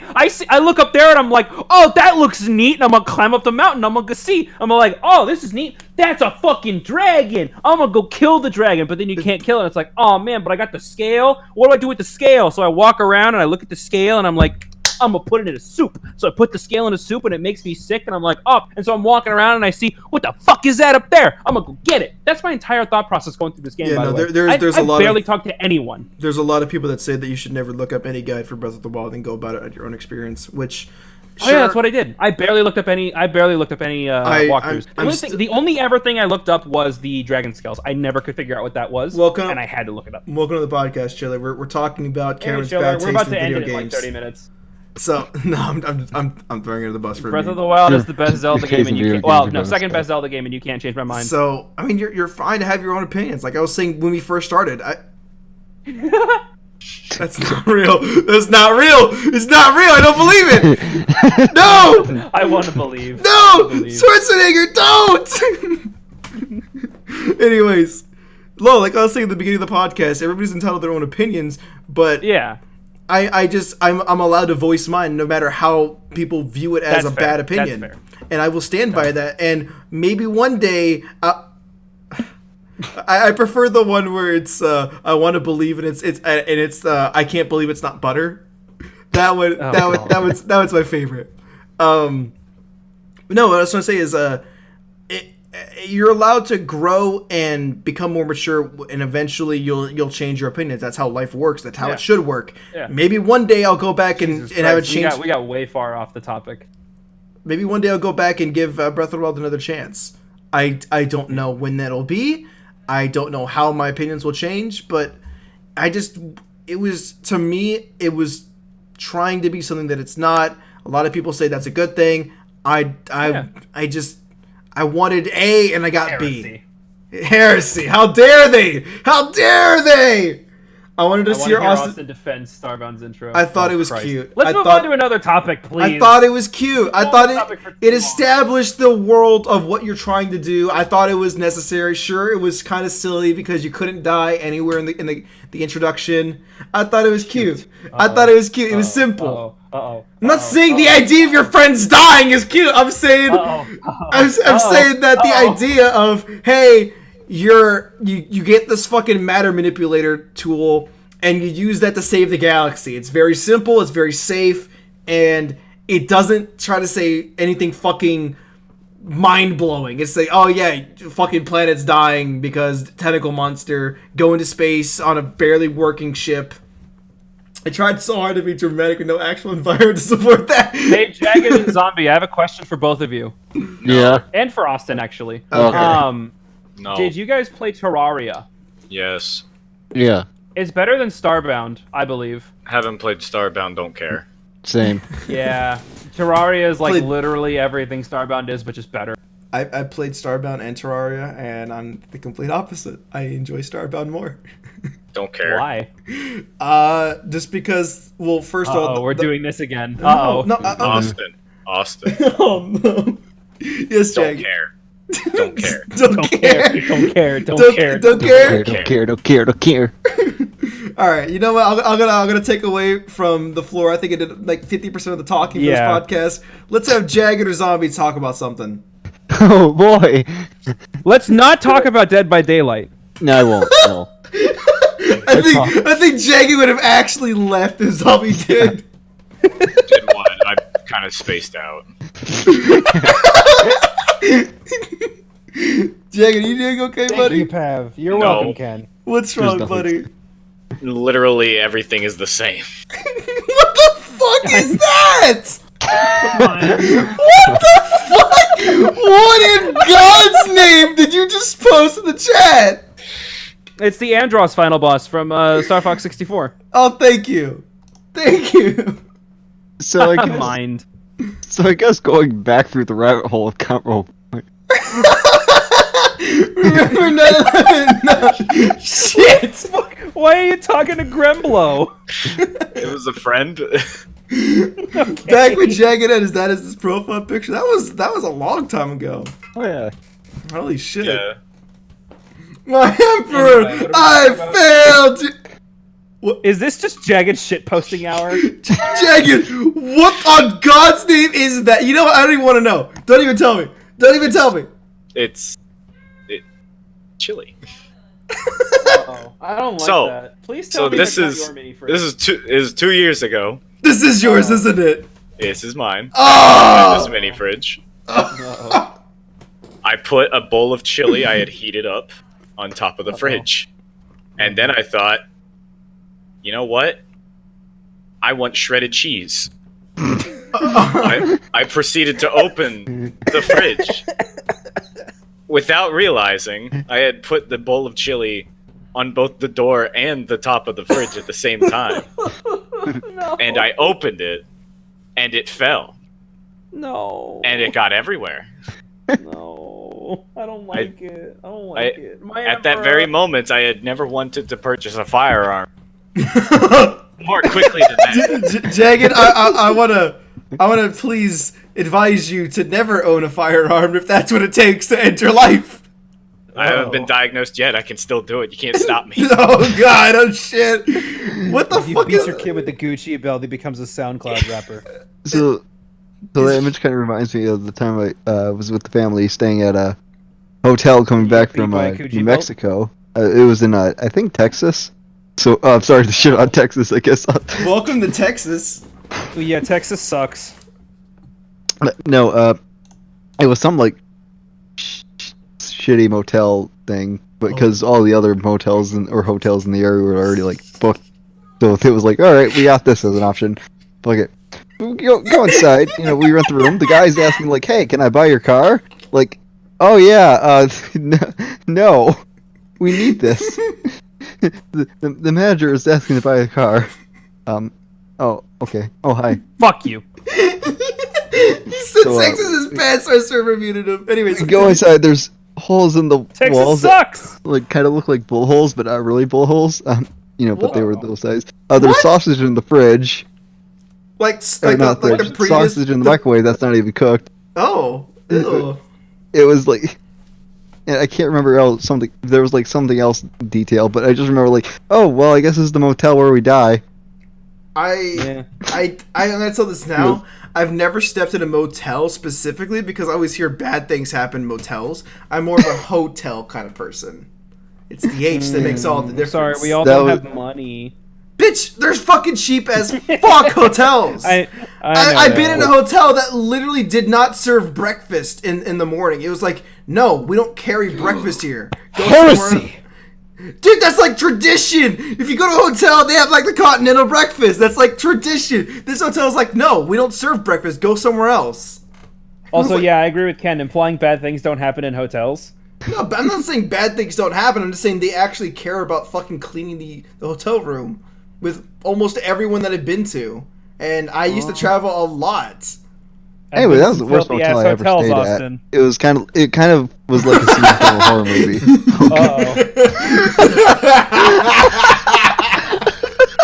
Uh-oh.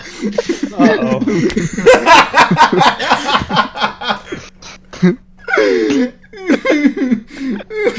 Decided to be in a hotel just before a furry convention invades. Oh, Anyway. Did I tell you guys about that? The whole furry convention at a hotel?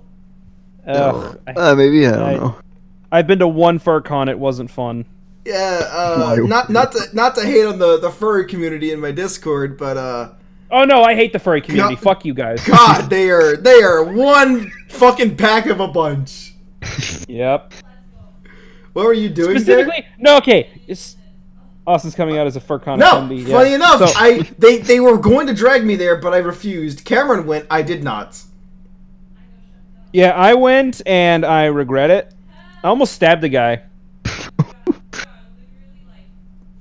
Okay, thanks for going So I'm into gonna detail tell- with that. I'm gonna tell this story anyway. So are they a cult? Yeah, basically. So I went with a couple of friends, a couple mutual friends of mine in Austin, who I shall not name. I shall refer to them as David and Goliath. Austin knows exactly which one's David and exactly which one's Goliath. I wasn't paying attention. So- I was looking at the tweet that Jagged put in there. I immediately liked it and closed Twitter. Tell that to the covenant. Okay. I just immediately liked it and closed Twitter. So Go on. I went there with two mutual friends of mine in Austin. I shall refer to them as David and Goliath. I know exactly which one you're referring to. Exactly. So it was Goliath's idea. God damn it, Jagged. Alright, dark humor. Sorry, I have to do it. I gotta laugh, but I have to do it.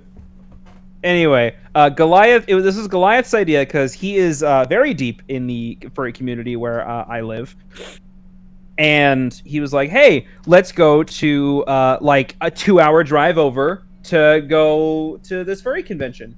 And Wasn't I'm it in like, Austin, okay. Texas? Or was it Dallas? Well, okay. It was in Dallas, yeah. I didn't Okay. want to specify, but I guess it really doesn't matter anymore. I mean, does it fucking matter? Maybe, I don't know. So yeah, we drove over to Dallas, and I'm in Houston somewhere. You're not gonna find me.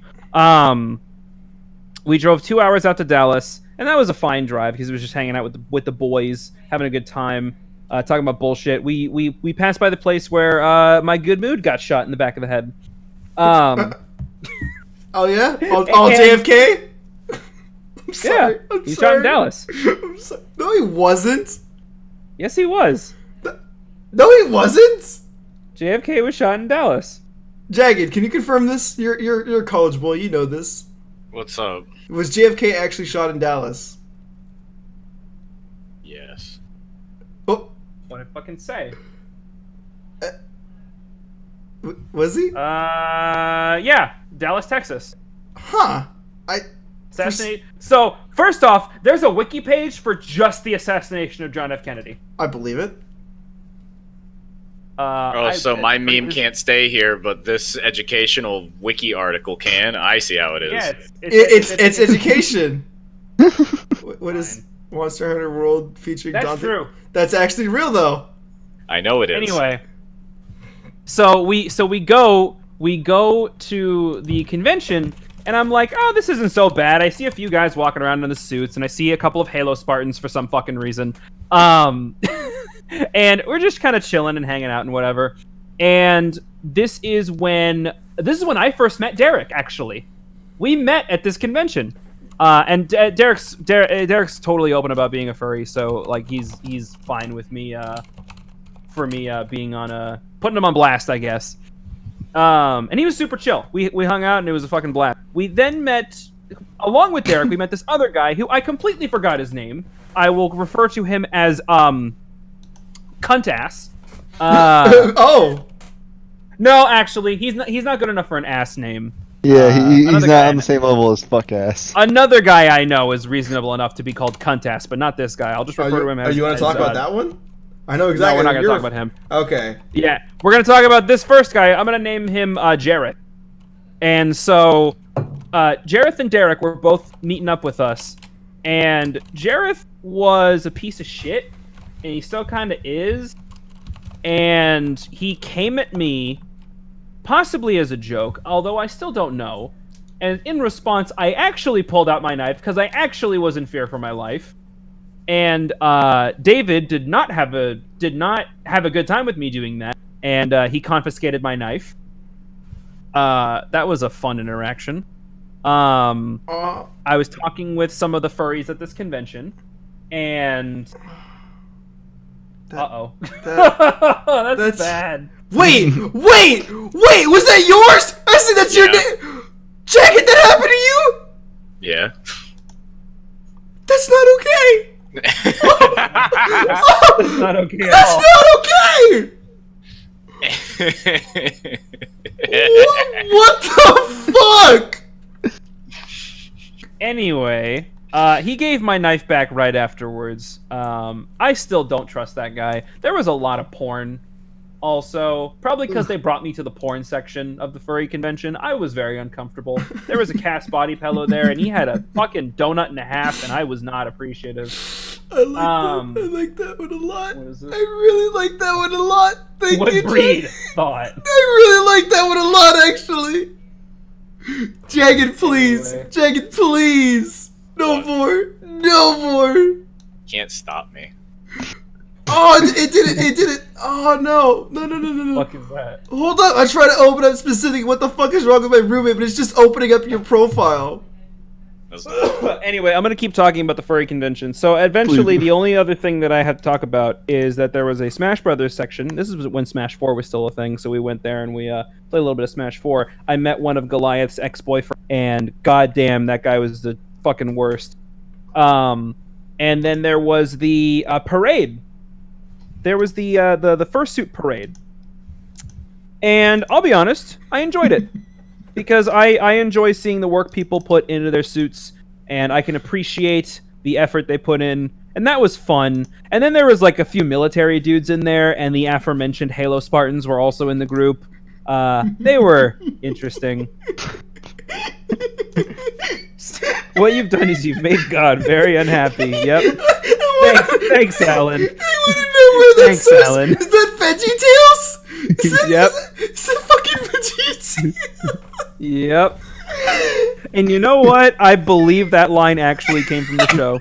If you told me that line was actually from the show, I would believe you.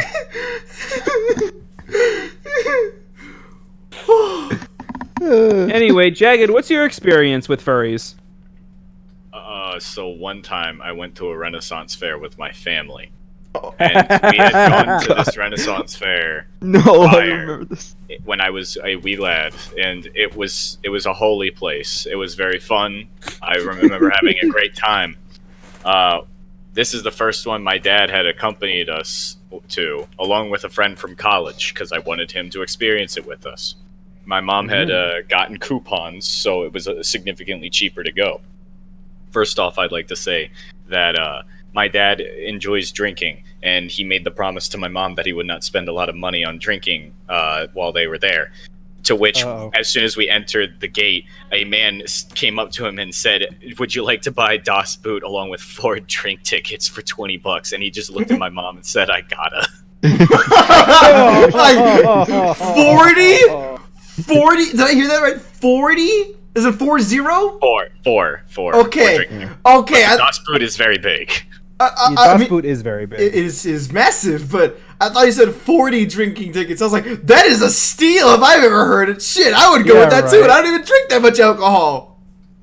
But anyways, while we were going through, at one point, I noticed, oh hey, that's like 3 furries. That has to be a contained thing. That isn't like widespread. This day is going to be good. Then later, I saw a group of 4 more, and my mood immediately dropped. I had to explain to the college friend, listen, it's been like 10 years since I've been here. I don't know what's happening. Oh, you felt pressure that it was your fault that they were there? No. They've arrived. He hates furries too, so when we got there, he was just like, I don't like this. And I'm like, listen, man, this wasn't here 10 years ago. I don't know why they're here. Listen, man, furries didn't exist 10 years ago. I mean, the thing is, furries weren't publicly accepted 10 years ago.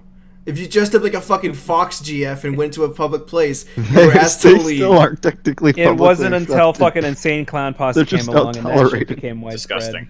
Anyways, as we're like halfway through the day, we stopped by the food court area, which is just a series of picnic tables. Furries are an invasive species. Yeah, they are. So my dad, he smokes. He went over to the designated smoking area, but I have a line of sight to this. And I watch as a man in a hoodie, but with like a fursuit, like the paws and a mask, just start slowly walking towards my dad. And I see him take his cigarette, and he's only halfway done. He crams the thing against the shack that he was standing next to, and he like sprint walks back to the table. And he just sits down, and he's like, "What the fuck was that? What the fuck was that? What the fuck?" And I had to apologize to my dad because he now knows what a furry is. And he asked, "Is it like a sex thing? What's going on?" I'm like, "I'm not going to explain any further. I don't want to ruin your half of the time. I don't want to ruin your fucking mood." And he's just like, "My mood's already ruined. What the fuck are you talking about?" Cameron, do you remember when I first moved into my stepdad's house in Cyprus? Oh god, yeah. Do you remember that? Do you remember the furry joke that I made? Which one? So I didn't make more than one. I only made the one. And I don't remember. So we first moved in, and the neighborhood was just being built. So there's like a lot of fucking empty spaces there. We were like, I think the 5th house to be finished in that neighborhood. So it was relatively empty. And we move in, and we hear a loud coyote howl. And my dad was like, oh, what the hell? Are there coyotes in here? I was like, either that or a bunch of furries. And he was like, what's a furry? And I was like, oh no, I wasn't ready for this. I went back out. Monk ass. I was like, I want out. I forgot who I was talking to. And so eventually my dad, because if you don't give him an answer, he has to Google it because he wants answers. My dad does not leave ambiguity the way it is. And so my dad was like, all right, well, I'm just going to go fucking Google this. Like, no! Okay, I'll tell you. So essentially, and I broke it down to, like, it was a bunch of people who want to either play around with the idea that they can be an animal or they think it's sexual. It's one or the other. It's never anything else. It's usually one of those two. And he was like, I want to ask you why you know this. And I was like, look, I'd rather if we don't go into this conversation. And then ever since then, he always thought I was gay. I don't know how he thought furries were gay, but then he just started to say, okay, I think my son's homosexual. I mean, like 80% of furries are gay, are just gay dudes. I guess that I don't want to say you're wrong, but I can't say you're right. But yeah, I guess it's that there's a okay. I will say, in lighter terms, I will say more than half of all furries are gay dudes. I guess. I don't know the exact number, but I will definitely say it's more than half. It's no. The Sex Pistols. Want a pussy? I love it. There's just one that's just 2 exclamation marks, just in blue. I remember. So here's a funny story. I've also got a funny story involving furries and Ren-Fest. Oh yeah, your mom. Well, no. I was hanging out with David and Goliath again. Your mom wants to be a furry. Your mom wants to go. I'm gonna be perfectly honest. If my mom was my age, she probably would be a furry. No, we've already confirmed this. You said you asked your mom this story. Like, I swear, I remember that it was either your mom said she'd be okay with it, or your mom said that she would want to be one. She would try it. I know for a fact that she would try it. But one of the things that she said was she was okay with it, and I was like, oh, really? And then ever since then, I was like, your mom's just a furry because she has a fucking paw print in her wrist. Well, that's because of her fucking dogs who died. I mean, I know that now. I remember because you made me like really like upset that I made the joke, but it was a joke.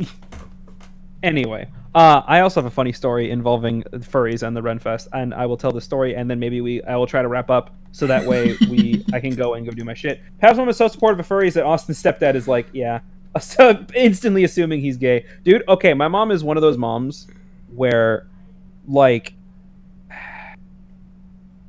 I'm not gonna go into it, but she's very liberal. My dad is not sometimes. We've had dad on the podcast before. We don't have to talk about that. Anyway, when you just throw the whole bird in a genie dryer for free. Okay. Anyway, I go to the Ren-Fest with David and Goliath, and I get sloshed. Right? I'm having a great time. And we're hanging out with a group of furries because that's just who they hang out with. And nothing really that big happens. I hang out with a few because legitimately there are a few cool people inside of the furry community where I am. Slosh means you get really drunk. They're few and far between. But they do exist. Derek is one of them. Nothing really important happens at this time we go to the Ren-Fest, except an old guy walks up to me, taps me on the shoulder, and he notices that I have a Monster Hunter backpack on, and it's a Palico Monster Hunter backpack, so it's got a big old fucking paw print on it. So I blend right in, right? He taps me on the shoulder, and I turn around, and he looks at me. Dude's like 70.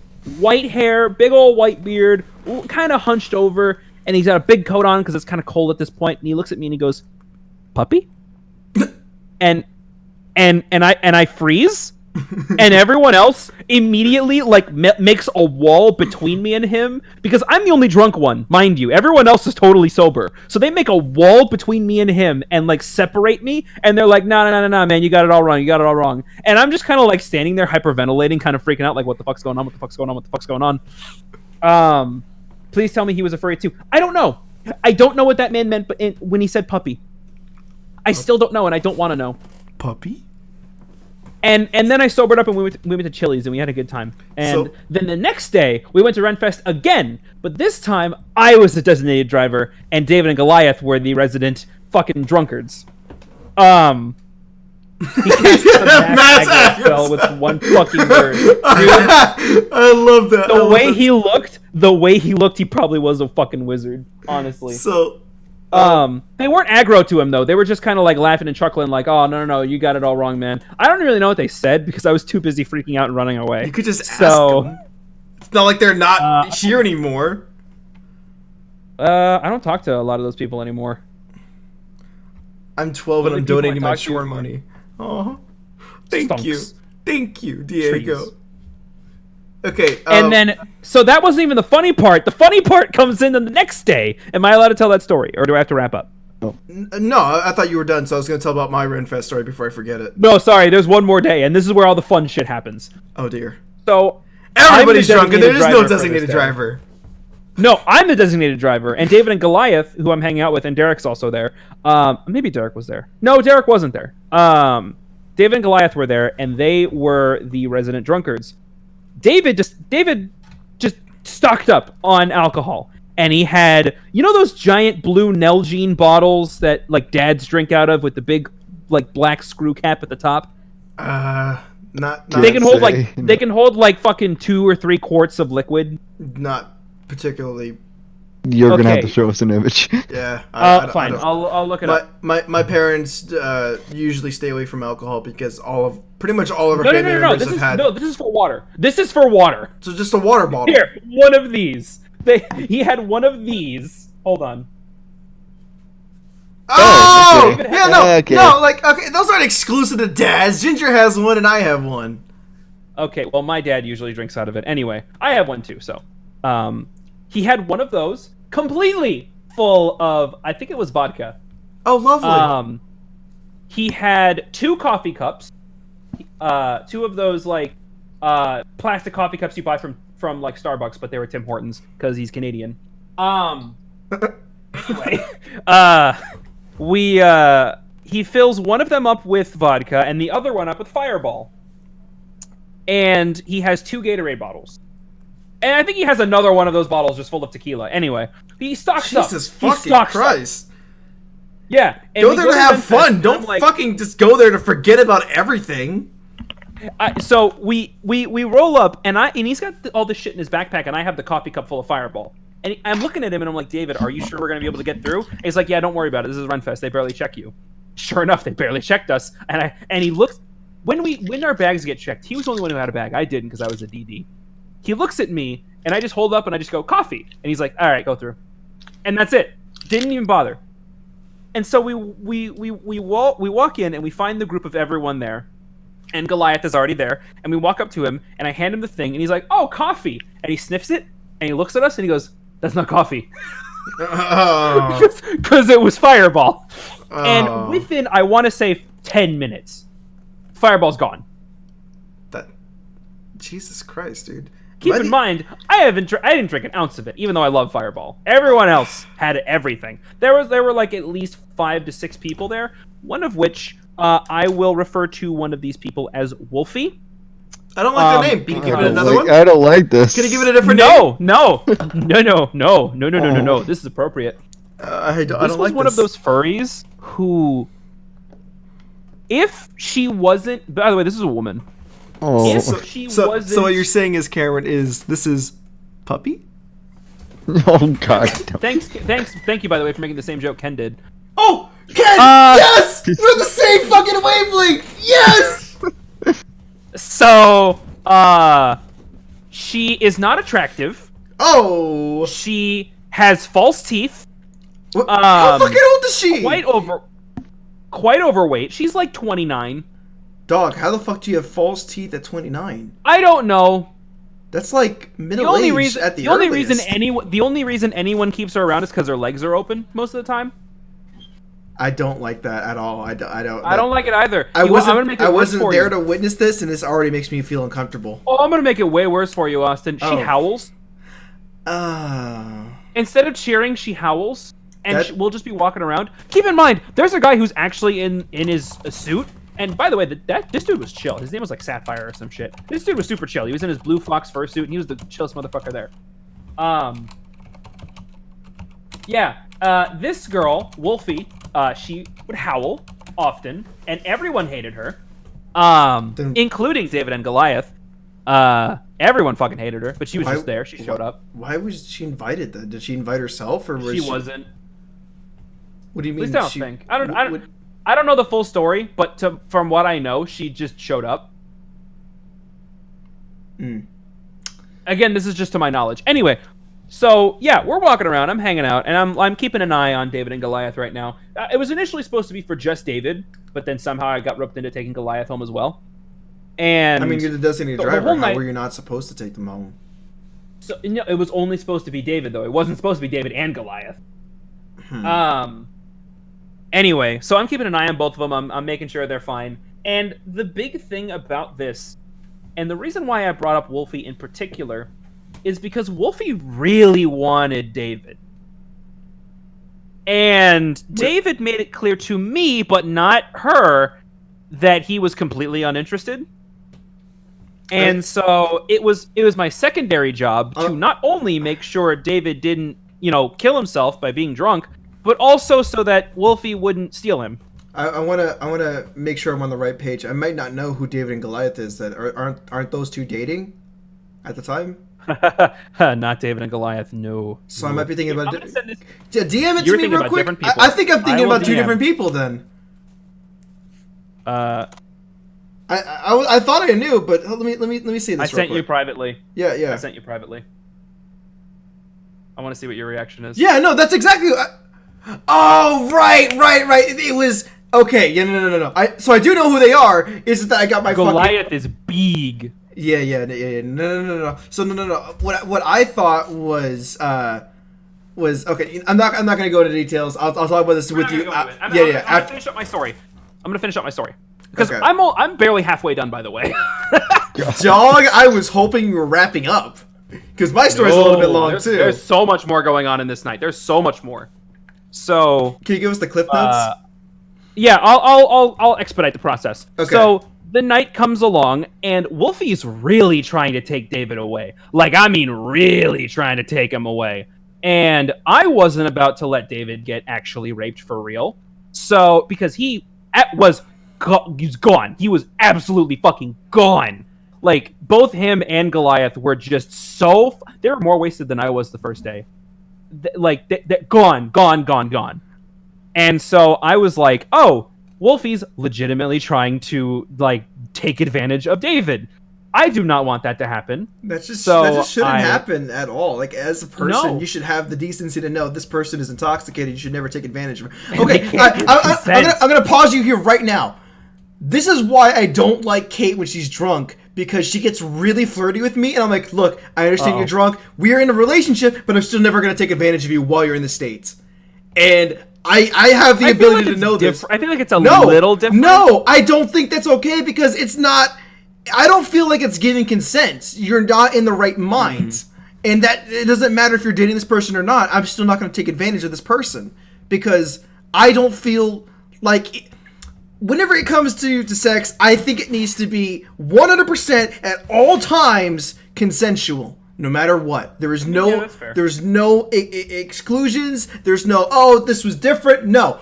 100% always consensual at all times, no matter what.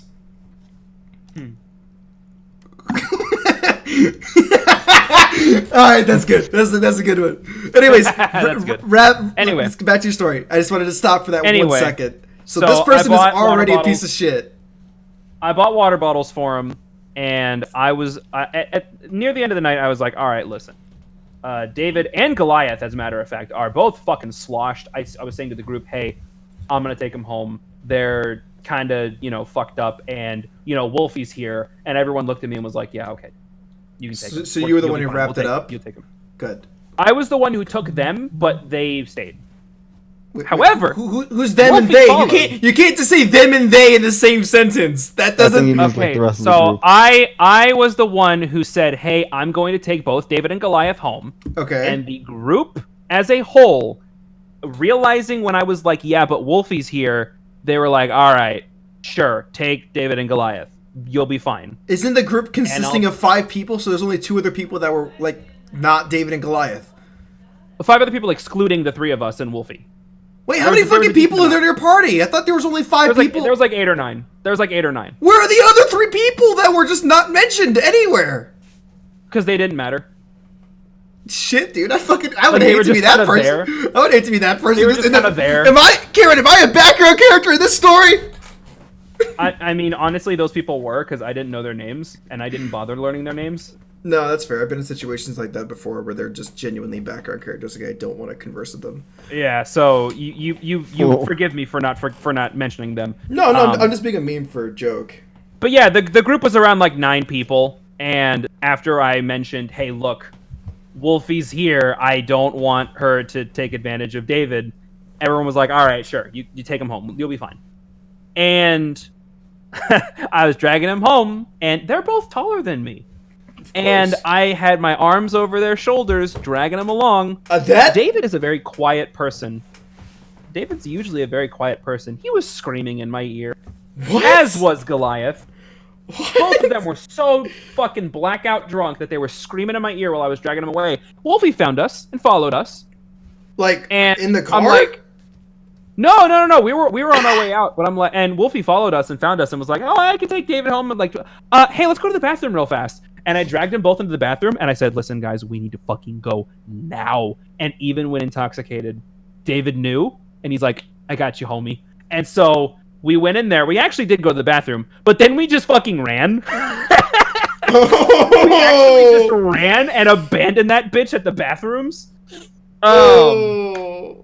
And as we were walking away, I was like, where the fuck is the exit? And this really sweet old lady who was running one of the vendors was like, oh, the fucking exits are over there. And I'm like, thank you, ma'am. And she was the sweetest old lady I ever met. And we walked to the exit. I took him to the car. They pissed in the bushes. And then David started throwing up profusely. Oh. I had to drive home. We hadn't even left the parking lot yet. So I'm near the end. David was throwing up profusely. Bad, like really, really bad. Please don't drink. I had to drive home. Like that. I had to drive home. So I'm like, David, look, I'm gonna have to drive home eventually. And he was like, yeah, okay, whatever, we'll do it. And I was driving home, and we were in traffic because it's Ren-Fest at night, and everyone's trying to leave at the exact same time. So of course we did. We passed by a group of workers. I'll use the word workers, and they saw David vomiting out of the side of the car window onto the grass road that we were on. And they were just like, yeah, party time! And he goes up and he's just like, and he just like did one of those weak like half waves, and he just goes, Also, I bought water for them, so they were drinking water. I hope you didn't buy water at Ren-Fest because it's like $5 per bottle, and those bottles are not. Oh no, I full. did. I had to. I needed to get them water. Jesus I don't care. I took Christ. the hit. I took the hit. Dude, I gave him water. I fucking always bring my own bottle because fuck Ren-Fest with those prices, dude. Anyway, we're driving home, and David's kind of like gone. He's just really trying to hold it together. Meanwhile, Goliath was like, holy shit, that gas is like $1.70 a gallon. Cameron, that's a good price for gas. I'm like, yeah, Goliath, it is a really good. And we're having this like drunk back and forth, and he's like fucking, he's barely making sense, and I'm just trying to keep the conversation going. He's talking about how he would fuck the dude in the first suit so hard because he was so hot in that suit, and I'm like, all right, Goliath, cool, you do you, dude. And we're still continuing the conversation, whatever. And we eventually get home, and I take David back to his place, and his parents are there, and they knew he was gonna get drunk, right? They didn't think it would be that bad. I had to drive on a highway going 70 miles an hour while David was continuing to throw up in the back of the car. Jesus. I couldn't slow down because normally on this highway people go 90, so 70 was really slow for this highway.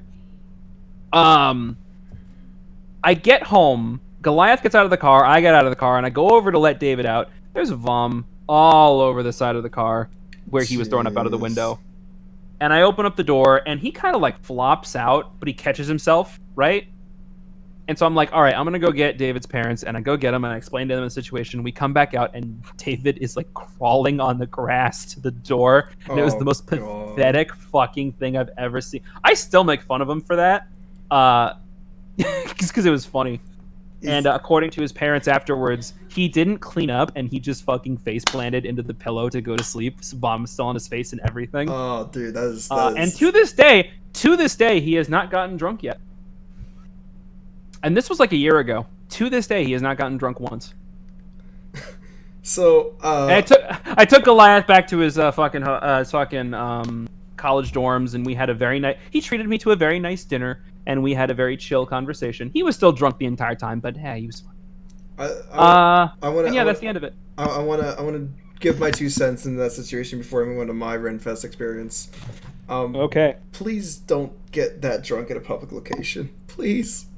You're not having fun anymore. You're not going to remember any of that experience.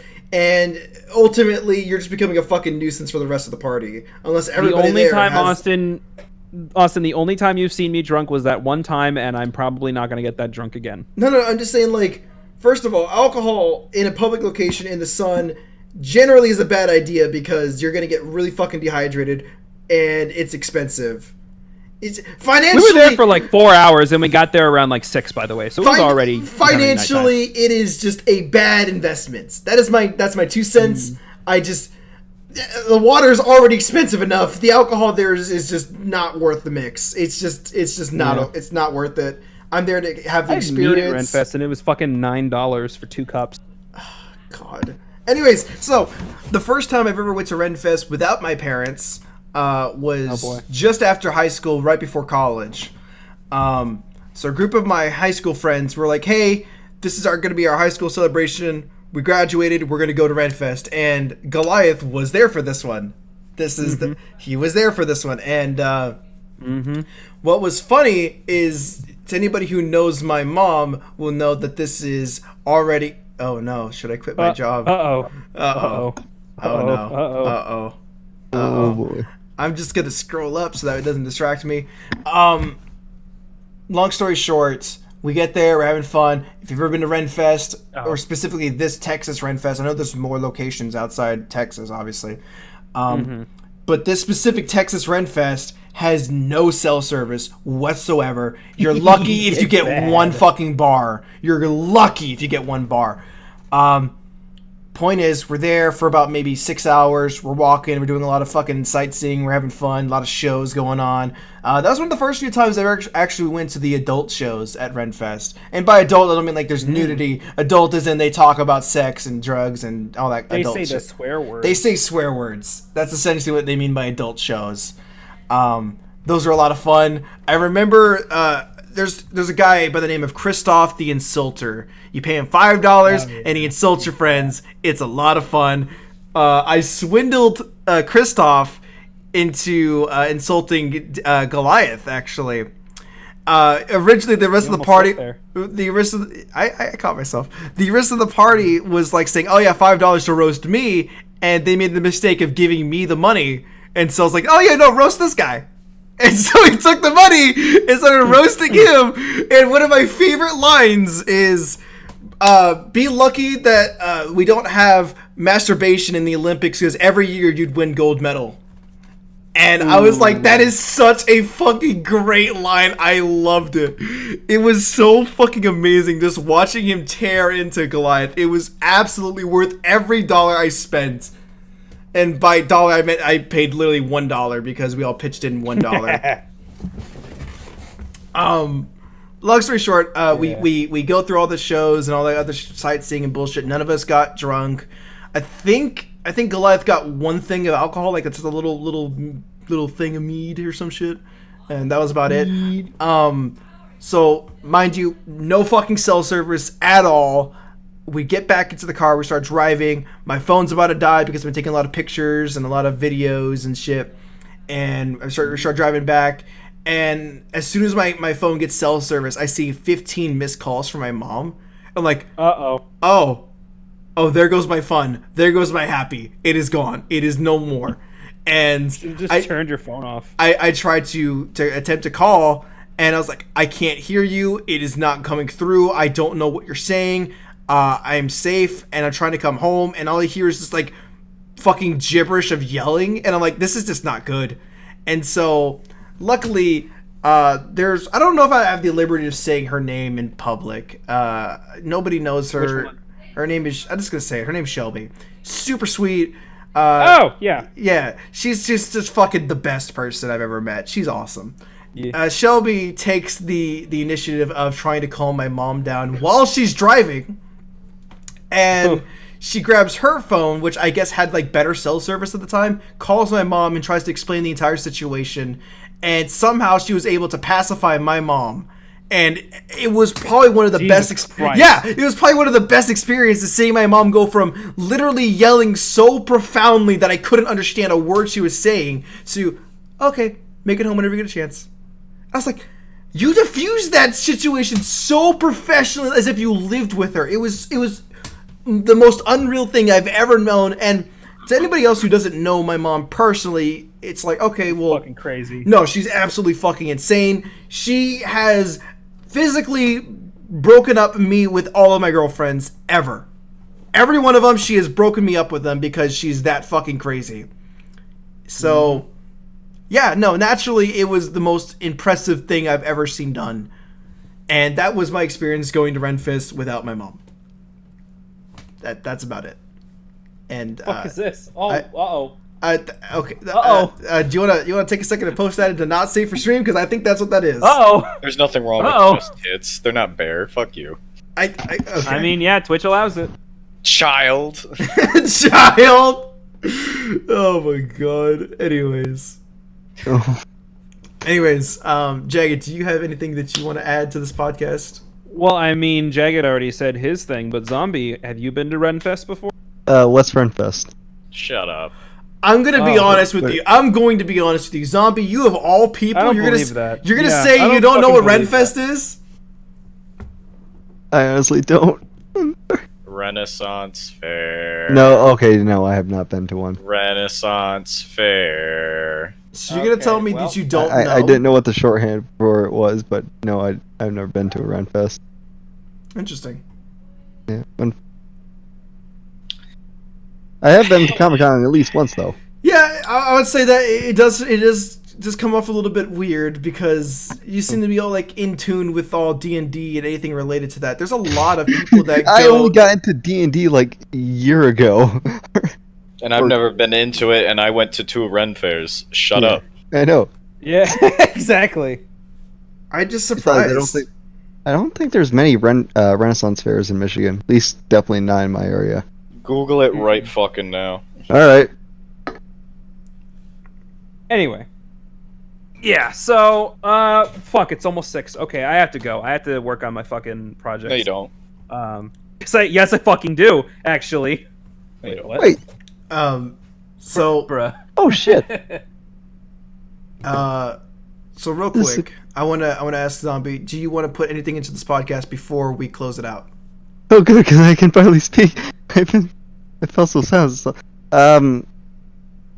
Well, we've gone so far down the rabbit hole that what I was originally going to talk about, I guess, is now completely off topic. Why the? Okay. I was just gonna ignore it. Are you gonna bring it up? Who are you talking to, Pat? Why the? What? What are you? Are we gonna bring it up, or are we gonna ignore it? I want to say ignore it. Are you gonna be? Are you that? Get the fuck out of here! Get the fuck! You're a piece of fucking. You're shit. You're actual fucking scum. Get the fuck out of here. You're permanently banned. You're a piece of shit. Fuck you. Personally, fuck you. You're gonna really come into somebody else's stream and start fucking dropping your shit in here? Are you fucking kidding me? Fuck you. You're gonna call me live on my stream and tell me you're gonna talk shit to me? Fuck you. Eat my fucking ass and die. Fuck you. Uh-oh. Get fucking bent. Get out of here. Can one of my mods ban him from the Discord server too, please? He's already banned. Fuck or he you. left, I don't know. Get the fuck out of here. Your show doesn't fucking mean shit to me. Don't fucking tell me how better you are to me. Get out of here. I think I completely missed something. Some fucking dickhead in chat. Don't worry about it. He was like, oh, I'm gonna drop you into my podcast because we're live and we're better than you. Get the fuck out. Nobody gives a fuck about you and your podcast. And I hope that your podcast hears this shit. I don't give a fuck about you and your personality. Okay. Anyway, I feel like that's a good note to end. That's on. a good fucking note to end off on. Thanks for fucking ruining my mood, piece of shit.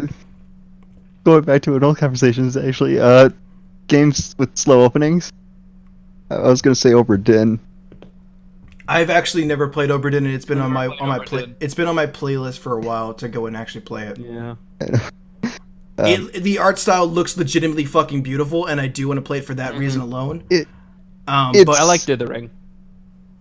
It's not really much of a slow opening, but it's definitely like it's okay. You have to go through like the first 4 deaths, which are the obvious ones. Like oh yeah, the captain shot him, because obviously people refer to him as captain, and he has a gun, and he shoots this guy who you don't know the name of, like the rest. But it's kind of obvious, like captain shot this person. It's pretty obvious, like solving that. And then it's like, oh, it's this kind of game, and then it's like, oh, I wasn't expecting this. What isn't the fuck the whole is premise this? isn't the whole premise like a mystery, like a murder mystery thing? We have to go back in time and like relive like certain people's lives on the ship. Oh, you experience their deaths, their moments of death. Oh, their moments of death. Okay. Yeah. I mean, you the go idea, back, like, the idea sounds super cool, and again, I do want to play it. I do legitimately want to play it. Isn't it getting remastered soon, or is that just for the Switch? No, it's just coming out on Switch. It's just for the Switch. Okay. All right. Yeah, I mean, it's been on PC for a long time. Fuck, what was I gonna say? I was gonna say something. Yeah, that game is so good. It made fucking Yahtzee Croshaw of Zero Punctuation say like, "Holy shit, this is a good game." Yeah, that's actually one of the reasons why I bought it. Really high standards. Isn't that one of like I think 5 games he's ever said that for? Yep. He's got like a very small little. He's got really high standards. He's kind of part of the reason. He's like the reason why I bought the game in the first place. So I was like, oh, yep. This kind of sounds like up my alley. I'll go check it out. Well, I love this. One of my criteria for buying a game is if the person that I know has a record of saying a lot of good things about a certain genre that I'm into, and like, oh yeah, this is the next best game to go and play, and I'm like, all right, well, instantly add to cart and buying it. Another thing that catches my eye is if it follows a certain aesthetic. Cameron already knows this aesthetic, which is fast-paced, high skill ceiling, that kind of like. Y'all ever see Katana Zero? No. Yeah, that Katana Zero. I was gonna say the best one would be Ghost Blade or Shadow Blade. What the fuck was it? Okay, well, I mean that game's not out yet. It's not out yet, but the fucking trailer already looks like this is perfect for me. Which is why I brought up Katana Zero, because that game is like basically the same thing, except it's not exact like fucking Ghost Shell or whatever. It's one of the things that I have to play at some point. I do know it's a lot of fun to play. A lot of the people who have played it are like, yeah, it's fucking amazing. Oh, that game's amazing. Absolutely. But I just haven't got around to playing it yet. And fucking Katana Zero is so fucking awesome. I have it on Switch, and it's a beaut. One of the things that really sucks is that I have to take responsibilities for my apartment first, and that has me not able to buy games willy-nilly simply because I fuck off. Yeah, I do. Just don't eat. Oh, just don't eat. Oh, okay. You know, you got it. You're right. Yeah, take Jagged's advice. He gave that to me. Jagged only gives good advice, right, Jagged? Exactly. Yeah. No. Don't eat. Jagged, you sound tired. I'm always tired. What are you talking about? It might not actually been slow paced, but it definitely felt slow to me because it was back when my motherboard was having the issues where like I'd get 30 minutes with the computer being on, and then it'd be like, okay, done, like 30 minutes on the dot, just off, including the boot up time. I have the point where I just stopped caring about laptops experience. Because that reason. Yeah. You kind of have to move away from it at some point because they're just not made for gaming. You don't have to, but you definitely... No, they're just not made for gaming, and I don't care what anybody says. You can say you're gamer laptops and all that shit, but I don't think I'll ever see the day where a gaming laptop, A, is just worth the fucking money, and B, will actually legitimately put up a contest against a gaming PC. I'm just not into them as much as I am with the big, desktop tower, because with the tower I have a lot more control over what goes into it and how everything is monitored and all that stuff. With a laptop, I just have less control, so I'm automatically like, nah, I'm fine with the tower. And if I would get a laptop, I'd probably just get like a fucking Surface tablet or something, something basic. I don't need that much in terms of a tablet. Another thing that I always forget to mention is, I don't know if this is just me, but when it comes to portable devices, your battery life is a #1 must. And for me, when it comes to portable devices, the Switch is a great contender because that battery life is actually legitimately fucking good. It lasts an entire plane ride. That's what I need it for. I took my laptop. That's like 3 hours. Yeah, about 3.5 hours at the most. And all right, because I hear a lot of people say that's short. I'm surprised to hear you say that's long. I don't really get that far away from my house where it's like if I'm on vacation, the only time I'm ever going to be playing a portable device is when I'm traveling, like in a car or on a plane. Yeah. I don't take it out when I'm going to a location. I go to a location to experience the location. I'm not going to be fucking playing my Switch at the location. What if you're on a bus at the location? No, you fucking look at the location. That's what you're paying to come there to see. What So if you've been there a lot? then it's not a vacation. Okay. This is the trip. Anyway. So I took my laptop once to go play Dark Souls on the plane, and the fucking battery died after like 2 hours. I was like, this doesn't do it. This is a bulky fucking machine, like easily 10 times the size of the Switch. Why is the battery dying this quickly? Sure, obviously reasons because it's processing power and the screen and batteries aren't that big and la la la la. But regardless, the other amount of 2012 MacBook runs Overwatch. Well.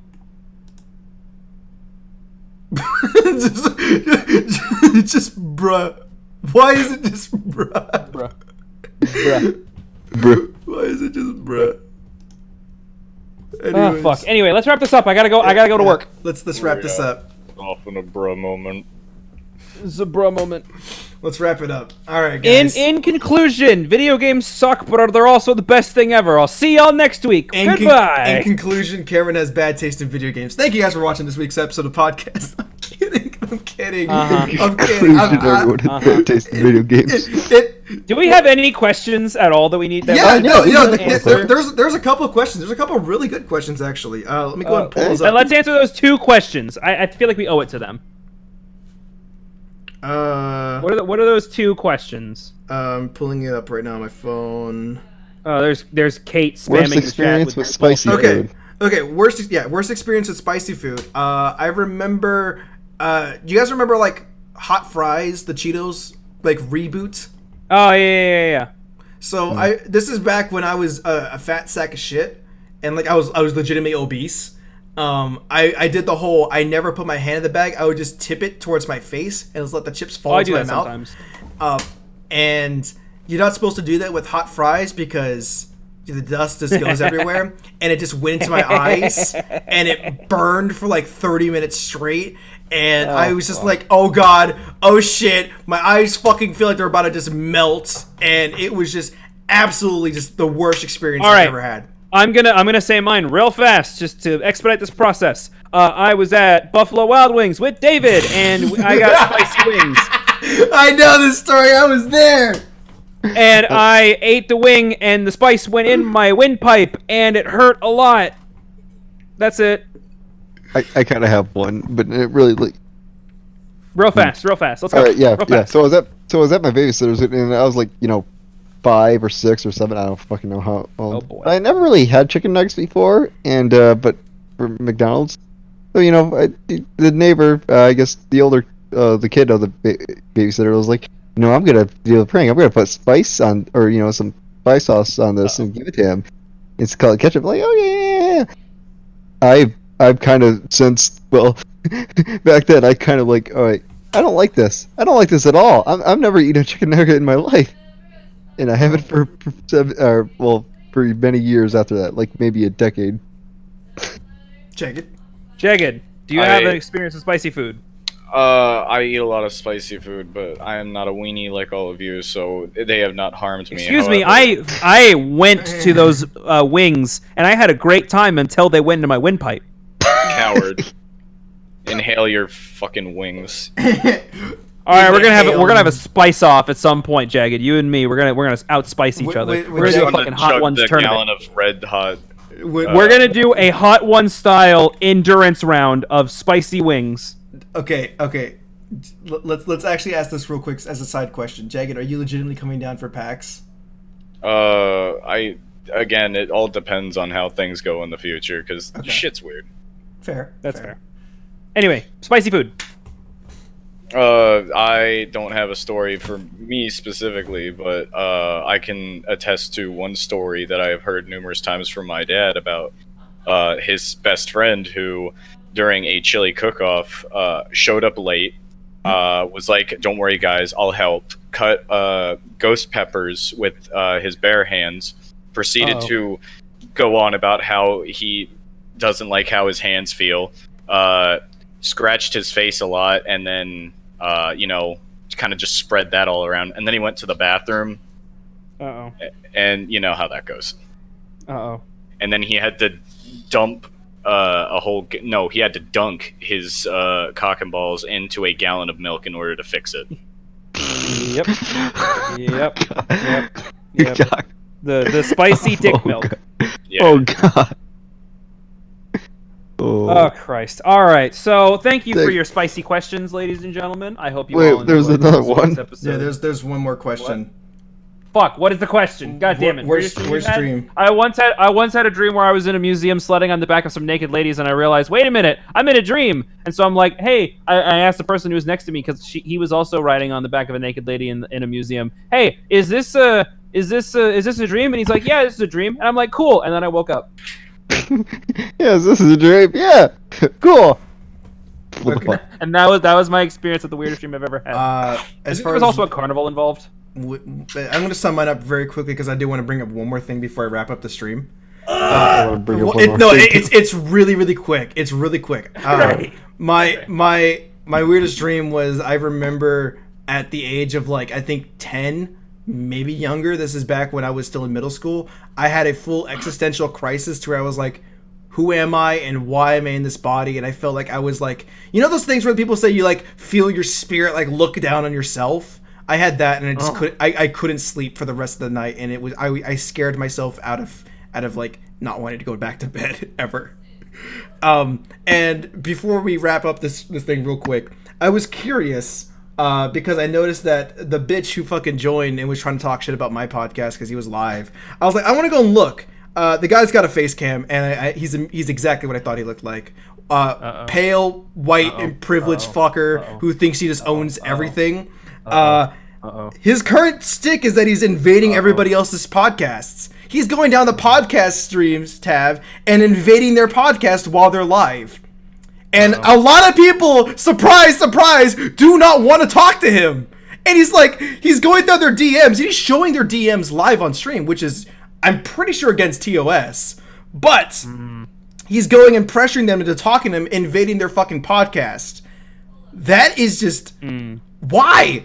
Why do you do that? Why are you that entitled? You're invading somebody else's podcast. Leave them alone. They don't want to talk to you. Anyway, thanks for watching this episode. You didn't even give Jagged a chance to tell his story. Jagged, do you have a question? I just really don't want to talk about him. I'm sorry. About what? About your weirdest dream. Weirdest dream. I don't sleep. Okay. Okay. Is that the end of the statement? Yeah. All right. I'm gonna go do some fucking work right now. I think that's our way of ending this podcast. Wait. One last Oh god! It's gotta be. We're not talking about Dead by Daylight. No, what the fuck? Why do you always assume I'm gonna talk about Dead by Daylight? I'm not. Because you always do. Shut up. It's a fair assumption. Also not. Halloween costumes. Your favorite one from a childhood. I'm scary enough. Don't need it. Alright. Makeshift? Alright. Goodbye, Halloween, everybody. Halloween costume from your child? No. I dressed as a bean pod when I was 4. Anyway, I'm going to go do my work. I dressed up as a headless guy. Alright. I never really did costumes ever, so that's my thing. Austin's scared. I dressed up as a headless guy. That's my thing. Also bypass. All right. Okay. Anyways, thank you guys for sorry. watching this week's episode of the podcast. We try to make it a little bit more entertaining because we missed out on last week's episode due to we can't do games this week. A certain person. We can do games. We'll just do it whenever you're available. We'll just make it a part 2 eventually. I can't do games until after Halloween. Are you that backlogged by this project? Like, how I thought you were doing this for like... fucking dedicated to getting this done by Halloween, Austin. I mean, yeah. I have 3 days. Why is it taking you this long to do it? You were talking about this like last month. Cunt, I'm lazy and I procrastinate a lot. Anyways, we're wrapping it up. That's it. We're done. Thank you for watching. Bye. We'll see you guys next week. Bye. Later. All right.